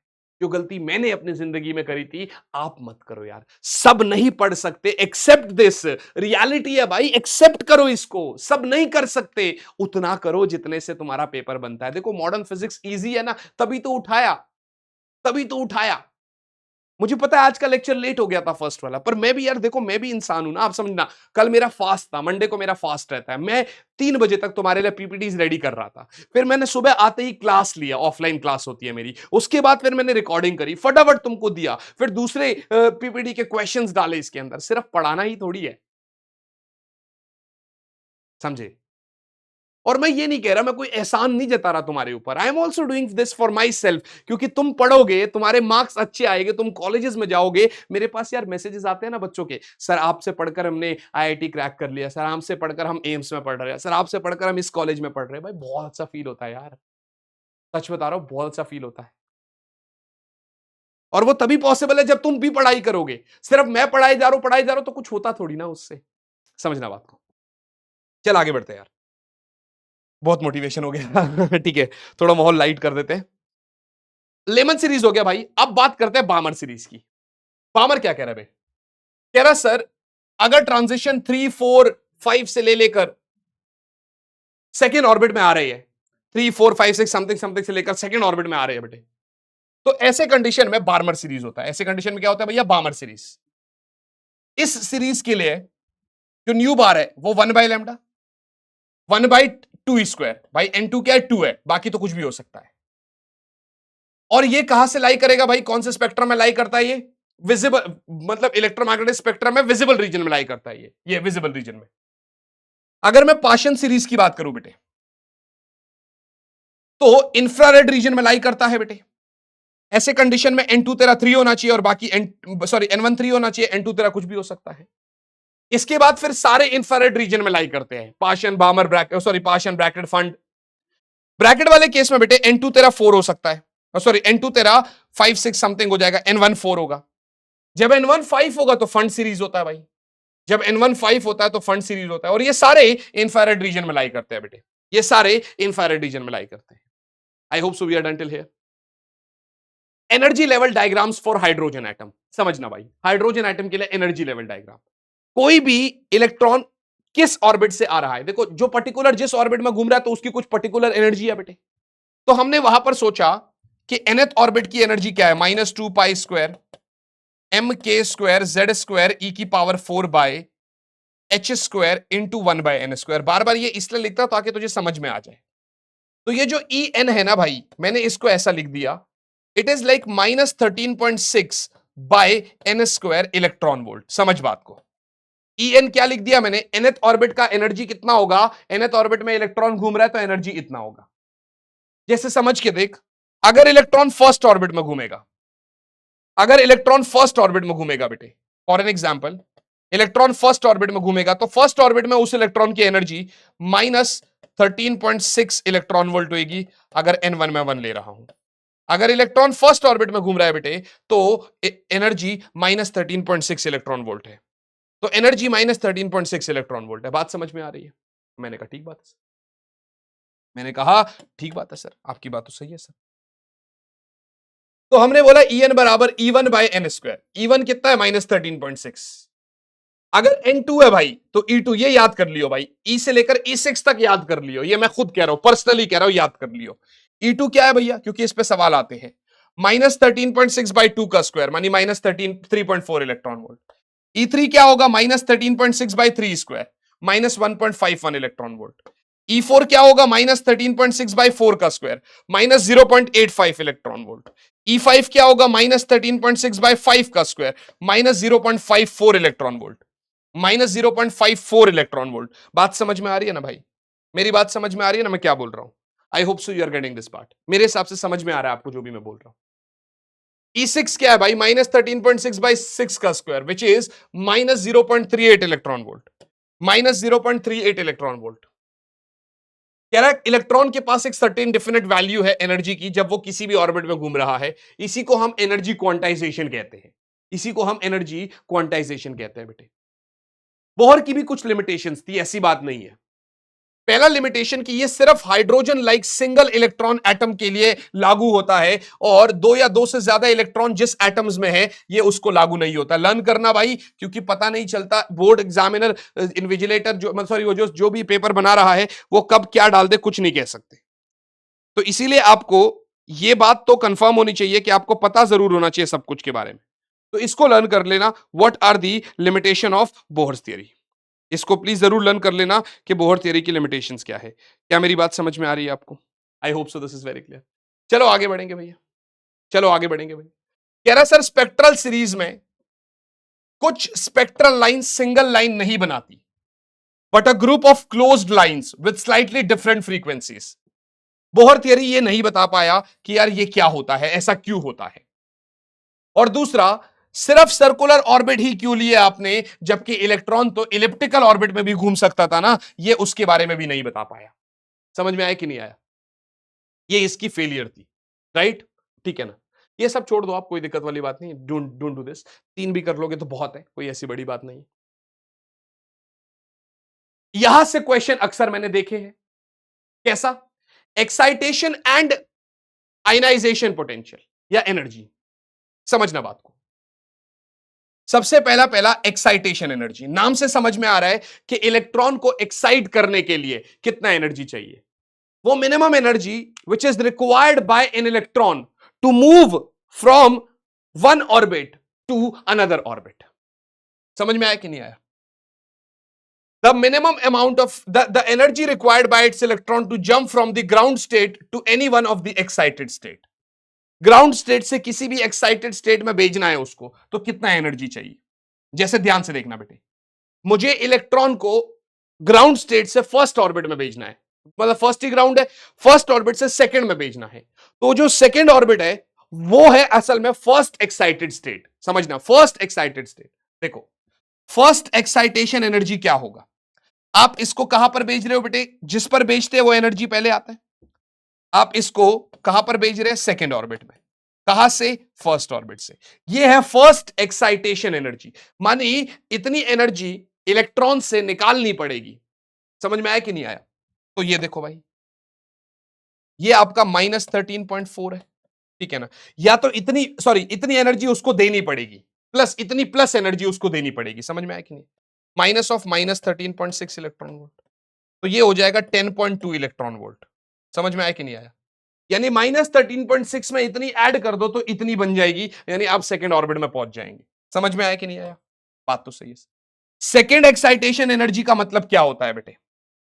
आप उसको फर्स्ट ऑर्बिट से ही थर्ड में भेज रहे हैं, यानी -1.51 electron volt minus minus plus 13.6 electron volt, बोले तो 12.09 प्लस प्लस में 12.09 इलेक्ट्रॉन वोल्ट एनर्जी देना पड़ेगा। प्लस में 12.09 इलेक्ट्रॉन वोल्ट एनर्जी देना पड़ेगा बेटे। आपको प्लस में 12.09 इलेक्ट्रॉन वोल्ट एनर्जी देना पड़ेगा बच्चे। बात समझ में आ रही? हमने कहा ठीक है सर। उसको बोलते हैं एक्साइटेशन एनर्जी। आयनाइजेशन कह रहा है कि भैया इलेक्ट्रॉन को घर से बाहर निकाल दो। घर से मतलब उसको इंफिनिटी तक पहुंचा दो, एक ऐसे ऑर्बिट तक पहुंचा दो जहां पर इलेक्ट्रॉन की एनर्जी जीरो है। The energy required to knock out an electron completely out of the atom, atom से कंप्लीटली बाहर निकालने के लिए जो एनर्जी चाहिए उसको बोलते हैं ionization energy. Energy required by an electron from its ground state to the outermost orbit, मानी इंफिनिटी तक ले गया। तो ऐसे केस में जहां पर ले गए ई इंफिनिटी माइनस E1 बराबर जो आएगा वो आयनाइजेशन एनर्जी होगा। वो कौन सा एनर्जी होगा? आयनाइजेशन। इंफिनिटी में एनर्जी जीरो होता है, minus of -13.6 electron volt ionization energy. तो समझना बेटे, आयनाइजेशन एनर्जी होता है 13.6 इलेक्ट्रॉन वोल्ट। समझना मेरे बच्चे, आयनाइजेशन एनर्जी होती है 13.6 इलेक्ट्रॉन वोल्ट। समझना मेरे बेटे, आयनाइजेशन एनर्जी होती है 13.6 इलेक्ट्रॉन वोल्ट। आयनाइजेशन एनर्जी कितनी होती है बेटे? 13.6 इलेक्ट्रॉन वोल्ट।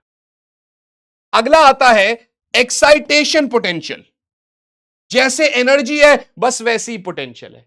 अब समझो, आपने तो पढ़ा ही था ना कि काइनेटिक एनर्जी बराबर ई इंटू वी, समझे? तो एक इलेक्ट्रॉन को कितना पोटेंशियल दिया गया होगा उसको ग्राउंड स्टेट से एक्साइटेड स्टेट में भेजने के लिए, दैट इज एक्साइटेशन पोटेंशियल। तो जो भी तेरा एक्साइटेशन एनर्जी आया था उसको बस ई से डिवाइड मार ले। ये देख 10.2 volt, second excitation potential 12.09 volt. लिख ले, it is that accelerating potential which gives a bombarding electron sufficient energy to excite the target atom by raising one of electron from its inner to the outer orbit. इतना लंबा क्या करना भाई, तो सीधा बोलना यार, ग्राउंड स्टेट से फर्स्ट ऑर्बिट तक भेजने के लिए उसको कितना एक्सेलरेटिंग पोटेंशियल की रिक्वायरमेंट है, दैट इज एक्साइटेशन पोटेंशियल। या यू कह दो जो एक्साइटेशन एनर्जी है उसको बस ई से डिवाइड मार दो तो वो तेरा एक्साइटेशन पोटेंशियल आ गया। उसी तरीके से जैसे आयनाइजेशन एनर्जी था वैसी आयनाइजेशन पोटेंशियल है। एक इलेक्ट्रॉन को कंप्लीटली नॉकआउट करने के लिए कितना एक्सेलरेटिंग पोटेंशियल चाहिए, एक्साइटेशन आयनाइजेशन पोटेंशियल। जो तेरा आयनाइजेशन एनर्जी है विच इज 13.6 इलेक्ट्रॉन वोल्ट, उसको ई से डिवाइड मार, मानी एक इलेक्ट्रॉन को कंप्लीटली नॉकआउट करना है, ग्राउंड स्टेट से इंफिनिटी तक भेजना है, तो 13.6 वोल्ट का पोटेंशियल आपको देना पड़ेगा। आपको इसको 13.6 वोल्ट का पोटेंशियल देना पड़ेगा, तब जाके ये पूरा का पूरा कंप्लीटली नॉकआउट हो जाएगा, ये पूरा का पूरा वहां से बाहर निकल जाएगा बेटे। क्या बात है, आ गए मजे? आ गए मजे? यस सर, यस सर, मजे आ गए सर, मजे आ गए सर। मैं टाइम देखने गया था सर। 1 घंटा 16 मिनट में हमने पीछे के 3 सवाल भी करे, तो 5-6 मिनट वो निकाल ले। मोटा मोटा 1 घंटा 5 मिनट के अंदर हम पूरा चैप्टर कवर कर चुके। मैंने वीडियो डाली थी पहले वाली, ठीक है ना, और 35 मिनट हुए थे वीडियो डाले हुए। एक बच्चा जो है वो कमेंट कर रहा है क्या कहते हैं, 1 घंटे के आगे वाले क्वेश्चन का। मैंने कहा इतनी जल्दी? कह रहा सर मैं तो 2.5 पे देख रहा हूं।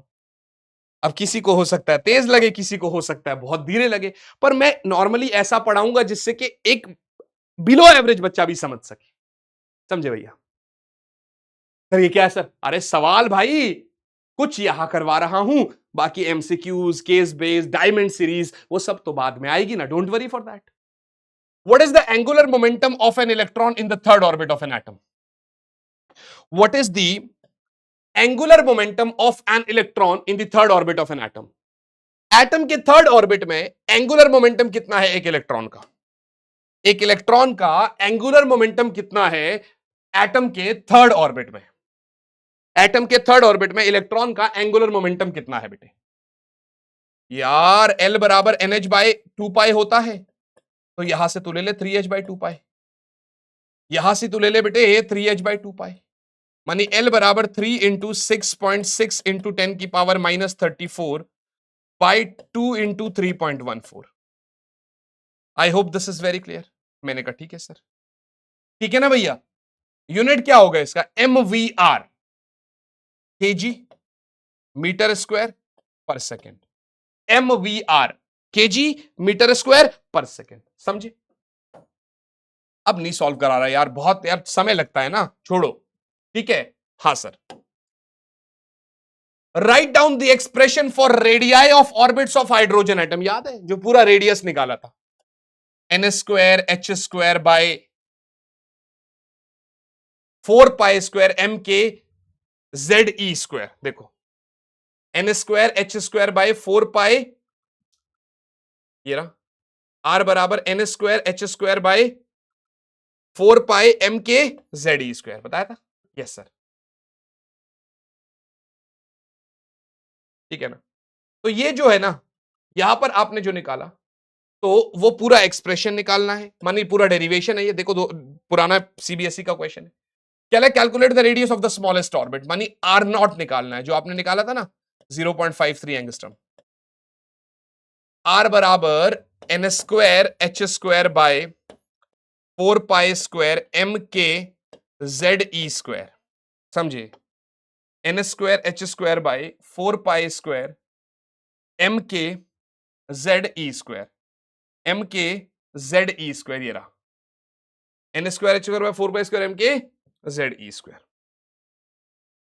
समझ गए बेटे? तो हमने कहा बिल्कुल सर। क्यों नहीं समझेंगे सर? बिल्कुल समझेंगे सर। चलो आगे बढ़ते हैं भैया सवाल की तरफ। तो ये पूरा एक्सप्रेशन करना है बेटे, ये पूरा एक्सप्रेशन करना है, माने पूरा डिराइव करना है बेटे, जो मैंने सिखाया है आपको।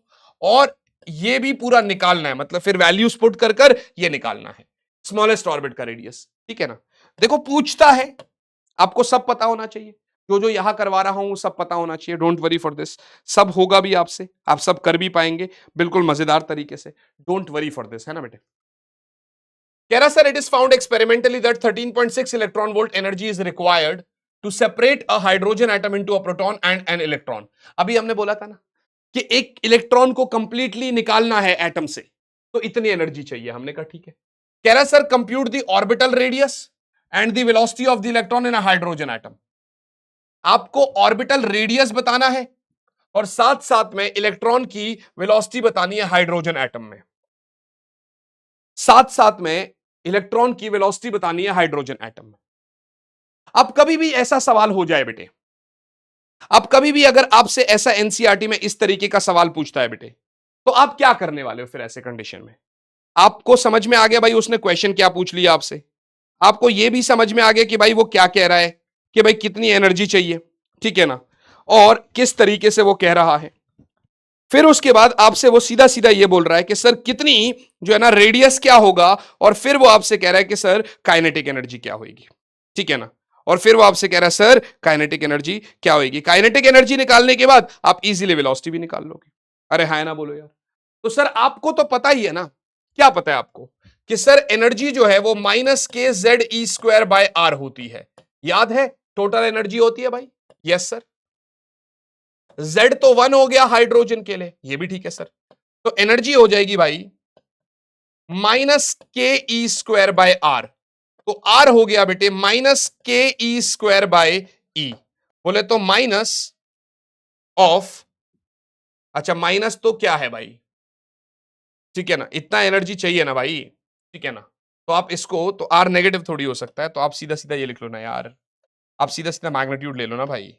तो R बराबर 9 इंटू 10⁹, 1.6 10⁻⁻19 इंटू 1.6 10⁻⁻19, और नीचे में डिवाइड मारो भैया, कितना एनर्जी चाहिए भाई? 13.6, 13.6 1.6 10⁻⁻19, इतना एनर्जी चाहिए।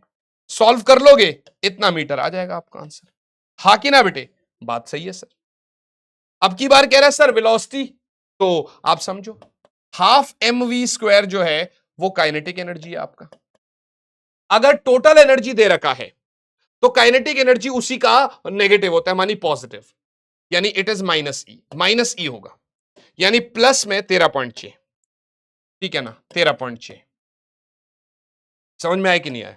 यानी 13.6 हो गया, कितना हो गया? 13.6 electron volt into 2 by mass of electron का रूट हो जाएगा आपका वेलोसिटी, का रूट हो जाएगा आपका वेलोसिटी। बेसिक सा सवाल है बेटे, और बेसिक सा सोल्यूशन है बच्चे, एनसीईआरटी का क्वेश्चन था, ठीक है ना। आप स्क्रीनशॉट भी ले सकते हैं, बाकी आपको नोट्स मिल जाएंगे, don't worry for this. According to the classical electromagnetic theory, calculate the initial frequency of the light emitted by the electron revolving around a proton in hydrogen atom. ये क्वेश्चन मैं आपको थोड़ा सा होमवर्क फॉर्म में देने की कोशिश कर रहा हूं, थोड़ा सा तो आपको भी पढ़ना पड़ेगा, नहीं होगा तो हम करवाएंगे आपको, डोंट वरी। जो जो होमवर्क में क्वेश्चन दूंगा उसको एक वीडियो में जरूर करवाया जाएगा। एक 10, ये भी सेम होमवर्क क्वेश्चन है भाई, वही स्पीड वाला फॉर्मूला। आपको बता दूं कि टाइम पीरियड होता है 2πr/v, बस इतना याद रखना, ठीक है ना, सर्कुलर ऑर्बिट में, इतना याद रखना। आप देखो क्या हो सकता है क्या नहीं हो सकता है, वो तो आपको देखना है बेटे।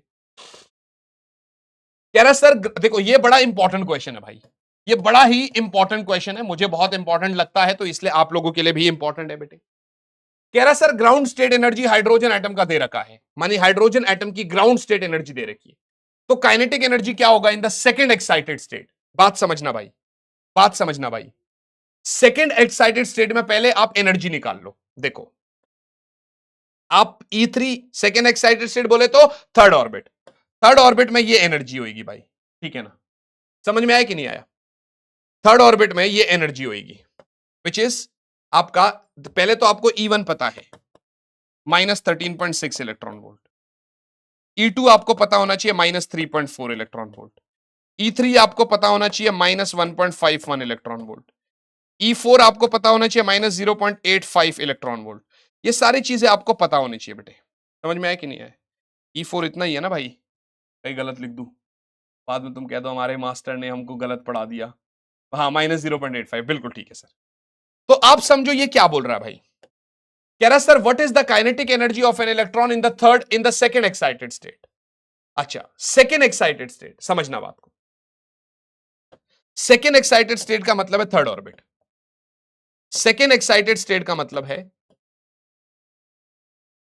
सेकंड एक्साइटेड स्टेट का मतलब है third orbit, second excited state का मतलब है थर्ड ऑर्बिट। और उधर एनर्जी क्या होएगा भाई, E3। E3 कितना है भाई उधर, -1.51 इलेक्ट्रॉन वोल्ट।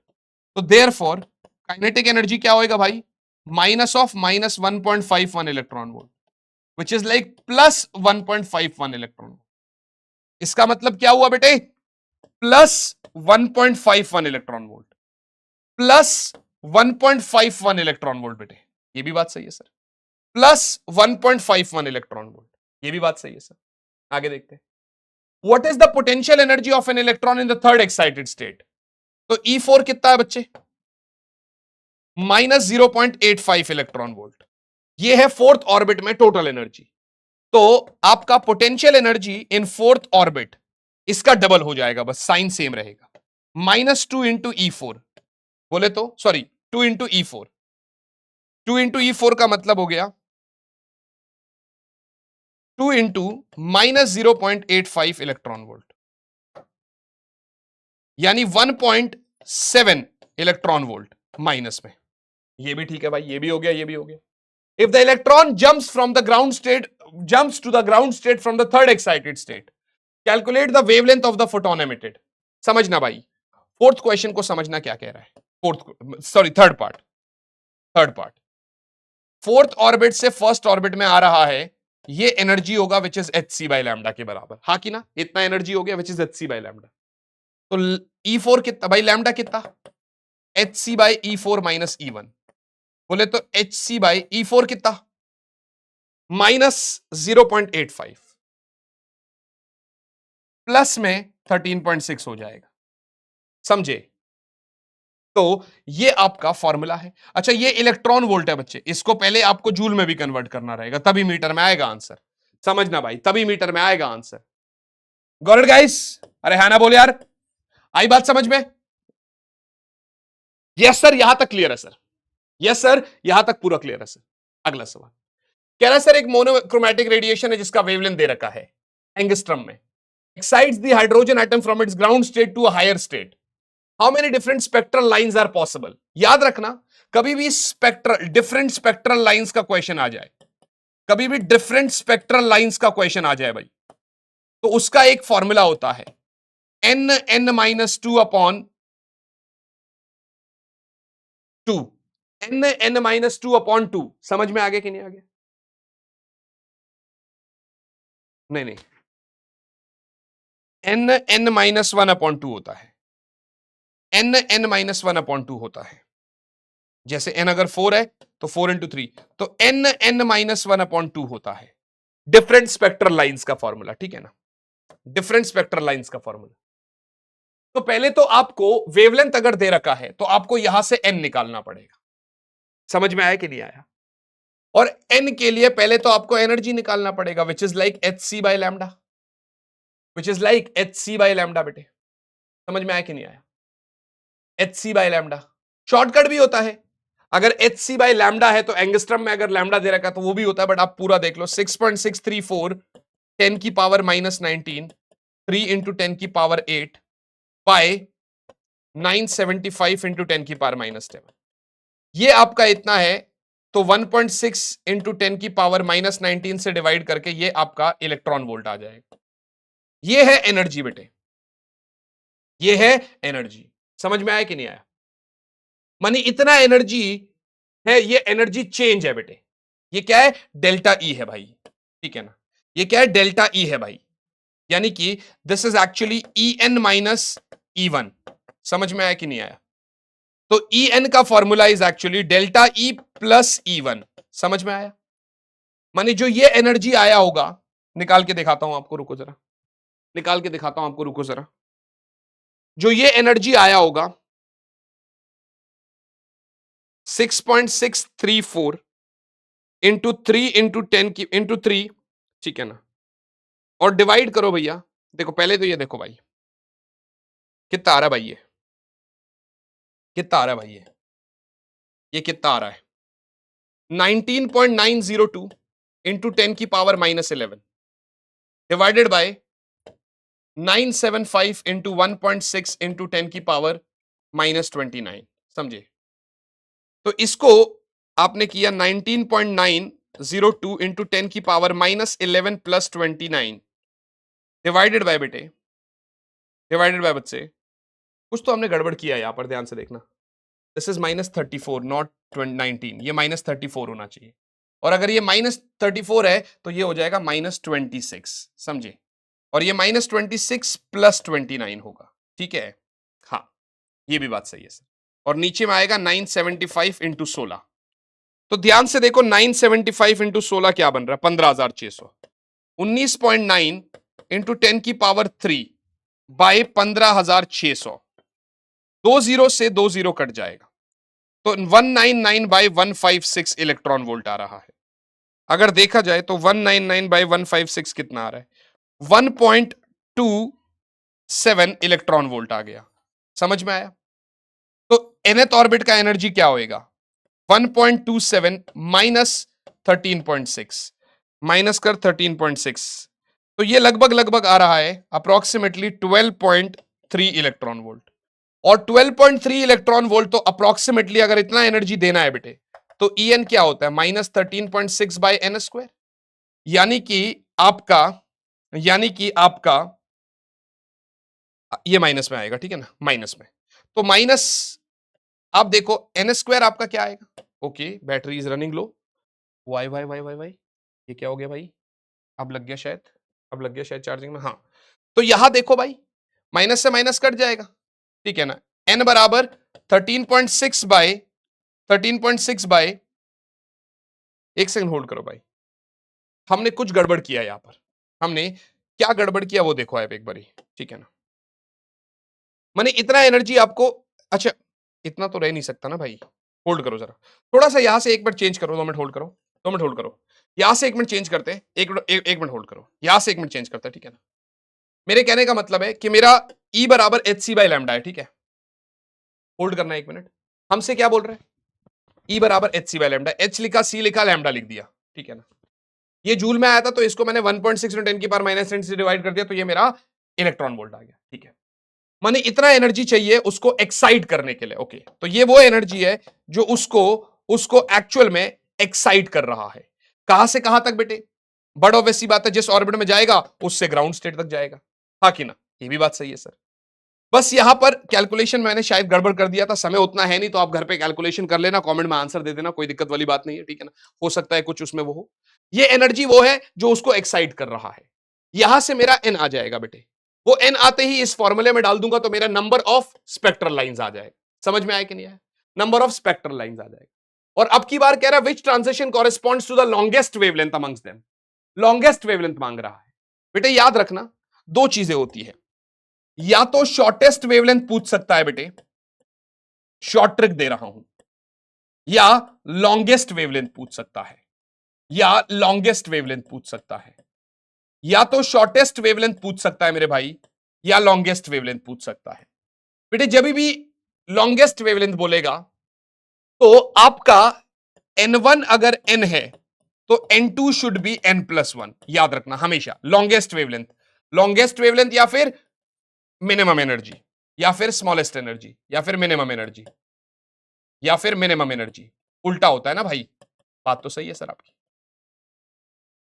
और अगर शॉर्टेस्ट वेवलेंथ पूछेगा तो मैक्सिमम एनर्जी पूछ रहा है।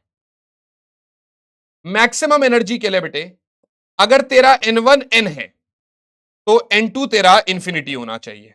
हमेशा याद रखना यही लगेगा शॉर्टेस्ट और लॉन्गेस्ट वाले में।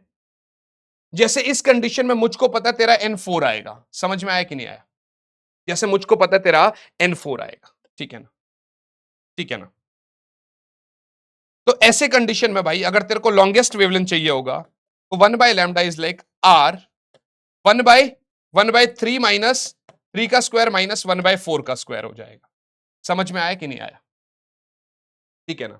अगर n 4 है तो 4 इंटू 3/2, 4 इंटू 3/2 मतलब 6 स्पेक्ट्रल लाइंस हो गई, 6 स्पेक्ट्रल लाइंस हो गई भाई तेरा यहां पर, हाँ कि ना। तो n1 तेरा, ये मैंने बोला लॉन्गेस्ट वेवलेंथ के लिए तेरा n1 अगर n है तो n2 क्या होगा n+1, हाँ कि ना। मानी n1 अगर, यानी इस कंडीशन में क्या होगा, इस कंडीशन में फोर्थ ऑर्बिट से थर्ड ऑर्बिट में आने पर लॉन्गेस्ट वेवलेंथ आएगा, फोर्थ ऑर्बिट से थर्ड ऑर्बिट में आने पर लॉन्गेस्ट वेवलेंथ मिलेगा। और अगर यही शॉर्टेस्ट वेवलेंथ पूछता तो, शॉर्टेस्ट पूछता तो, शॉर्टेस्ट वेवलेंथ पूछता तो शॉर्टेस्ट वेवलेंथ के लिए आपको पता है ना कि अगर आपका n1 n है तो n2 शुड बी इंफिनिटी, तो n2 शुड बी इंफिनिटी। क्या मेरी बात समझ में आ गई? n2 should be infinity. बिल्कुल ठीक बात है सर, बिल्कुल ठीक बात है सर। आगे बढ़ते हैं भैया, सवाल कैसे पूछेगा? जैसे ये इसने एक एनर्जी लेवल डायग्राम दे दिया, ये मैं आपको करवाऊंगा उस वीडियो में जिसमें मैं बहुत सारे क्वेश्चंस कराऊंगा आपको, डोंट वरी फॉर दिस, है ना बेटे। ये वाले क्वेश्चन सारे हो गए, ठीक है ना। मैं बस ये बता रहा हूं कि बहुत जैसे ये देखो शॉर्टेस्ट वेवलेंथ मांग रहा है लेमन सीरीज का। अब लेमन सीरीज क्या है, n1 तेरा 1 है तो शॉर्टेस्ट वेवलेंथ के लिए n2 को इंफिनिटी डालियो बस। समझ में आया कि नहीं? और r की वैल्यू दे रखी है और तुझसे पूछ रहा है तो 1/λ बराबर 1/n1² minus 1/n2² into are होता है ना भाई, इंटू आर होता है। तो ऐसे में 1/λ तेरा हो जाएगा 1/1 का स्क्वायर माइनस 1/इंफिनिटी का स्क्वायर इंटू आर बेटे। समझ में आया कि नहीं आया? तो लैम्डा तेरा हो जाएगा बच्चे 1/r, क्योंकि ये तो 0 हो गया, तो लैम्डा क्या हो जाएगा 1/r। बोले तो 1/109677700 मीटर। समझ में आया कि नहीं आया? ये तेरा लैम्डा हो जाएगा। आई बात समझ में? तो दिस इज समथिंग जो आपसे पूछ सकता है। जैसे आगे में उसने क्या पूछा है, आगे में उसने लॉन्गेस्ट वेवलेंथ पूछा है, तो लॉन्गेस्ट वेवलेंथ के लिए क्या होगा, n1 तेरा अगर n है, देख क्या कह रहा है, using Rydberg formula calculate the longest wavelength belonging to lemon and बामर series. ध्यान से देख, अब अगर तू यहां पर लेमन सीरीज की बात करता है बेटे, तो लेमन सीरीज में तेरा n1 क्या है बच्चे 1 है, तो n2 शुड बी 2, समझा। तो 1/वेवलेंथ longest should be r into 1/1 का स्क्वायर माइनस 1/2 का स्क्वायर, समझे? हाँ जी। उसी तरीके से बेटे बामर सीरीज की बात करता है, अगर ये बामर सीरीज की बात करता है बच्चे, तो n1 तेरा अगर 2 है तो n2 तेरा 3 होना चाहिए, क्योंकि बामर में n1 2 होता है। तो ऐसे कंडीशन में 1/λ तेरा हो जाएगा r 1/2 का स्क्वायर माइनस 1/3 का square. I hope this is very very clear to you all बच्चे। तो इस तरीके से आपसे वो क्वेश्चन पूछ सकता है भाई। और डोंट वरी गाइस, मैं मल्टीपल क्वेश्चंस आपको दूंगा, इतने सारे एमसीक्यूज कराऊंगा कि आपको मजे आ जाएंगे। वो जो एक क्वेश्चन में अभी कैलकुलेशन एरर था, डोंट वरी फॉर दैट, हो जाता है, हम भी इंसान है, कोई ऐसा दिक्कत नहीं। लेकिन हाँ इतना जरूर बोलूंगा कि अभी तक अगर आपने लेक्चर देखा है तो आप कितने सीरियस है मुझे ये पता है, और आपको वाकई में कंटेंट पसंद भी आ रहा है। और ये तो मॉडर्न फिजिक्स है, और फिर तो सारे चैप्टर्स देने, और वो तो क्वेश्चंस के साथ, most important derivation, most important, you name it I give it, you name it I give it. I am here, standing here for you guys, आप ही लोग के लिए खड़ा हूं मैं, don't worry for this. Finally हमने एटम्स भी निपटा दिया। कल आपका न्यूक्लियाई आएगा, अगर आप समय मांग रहे हैं तो लगभग लगभग 2 बजे के आसपास जैसे आज आया था। कल के लिए थोड़ा सा लेट है क्योंकि हम दिन में 2 चैप्टर दे रहे हैं ना बेटे, आप ये भी समझो, एक सुबह रिकॉर्ड करूंगा तो ऐसा करके, और फिर शाम को आपका सेमीकंडक्टर्स आ जाएगा बहुत प्यारे तरीके से, बहुत मजेदार तरीके से। उसके बाद हम आगे बढ़ेंगे तो आपका अगले दिन जो हमारी आपसे ऑलरेडी जो मैंने आपको बोल रखा है, तो आपका ईएम वेव्स और वेव ऑप्टिक्स आ जाएगा। तो मजे आएंगे धीरे धीरे, आप ना पढ़ो, और साथ साथ में यार आपको बहुत सारे क्वेश्चंस भी मिलेंगे, डिस्क्रिप्शन में सारे लिंक दे दिए है, जरा एक बार गो थ्रू कर लेना। आई होप सो आपको वीडियो अच्छी लगी होगी। मैं मुलाकात करूंगा आपसे आप ही की अगले वन शॉट में। कमेंट जरूर करना, दोस्तों के साथ जरूर शेयर करना, बताना जरूर कैसा लगा, अच्छा लगता है। मिलते हैं अगली क्लास में। All the very very and very best मेरे बच्चों। Bye guys, bye all ideas, जय हिंद।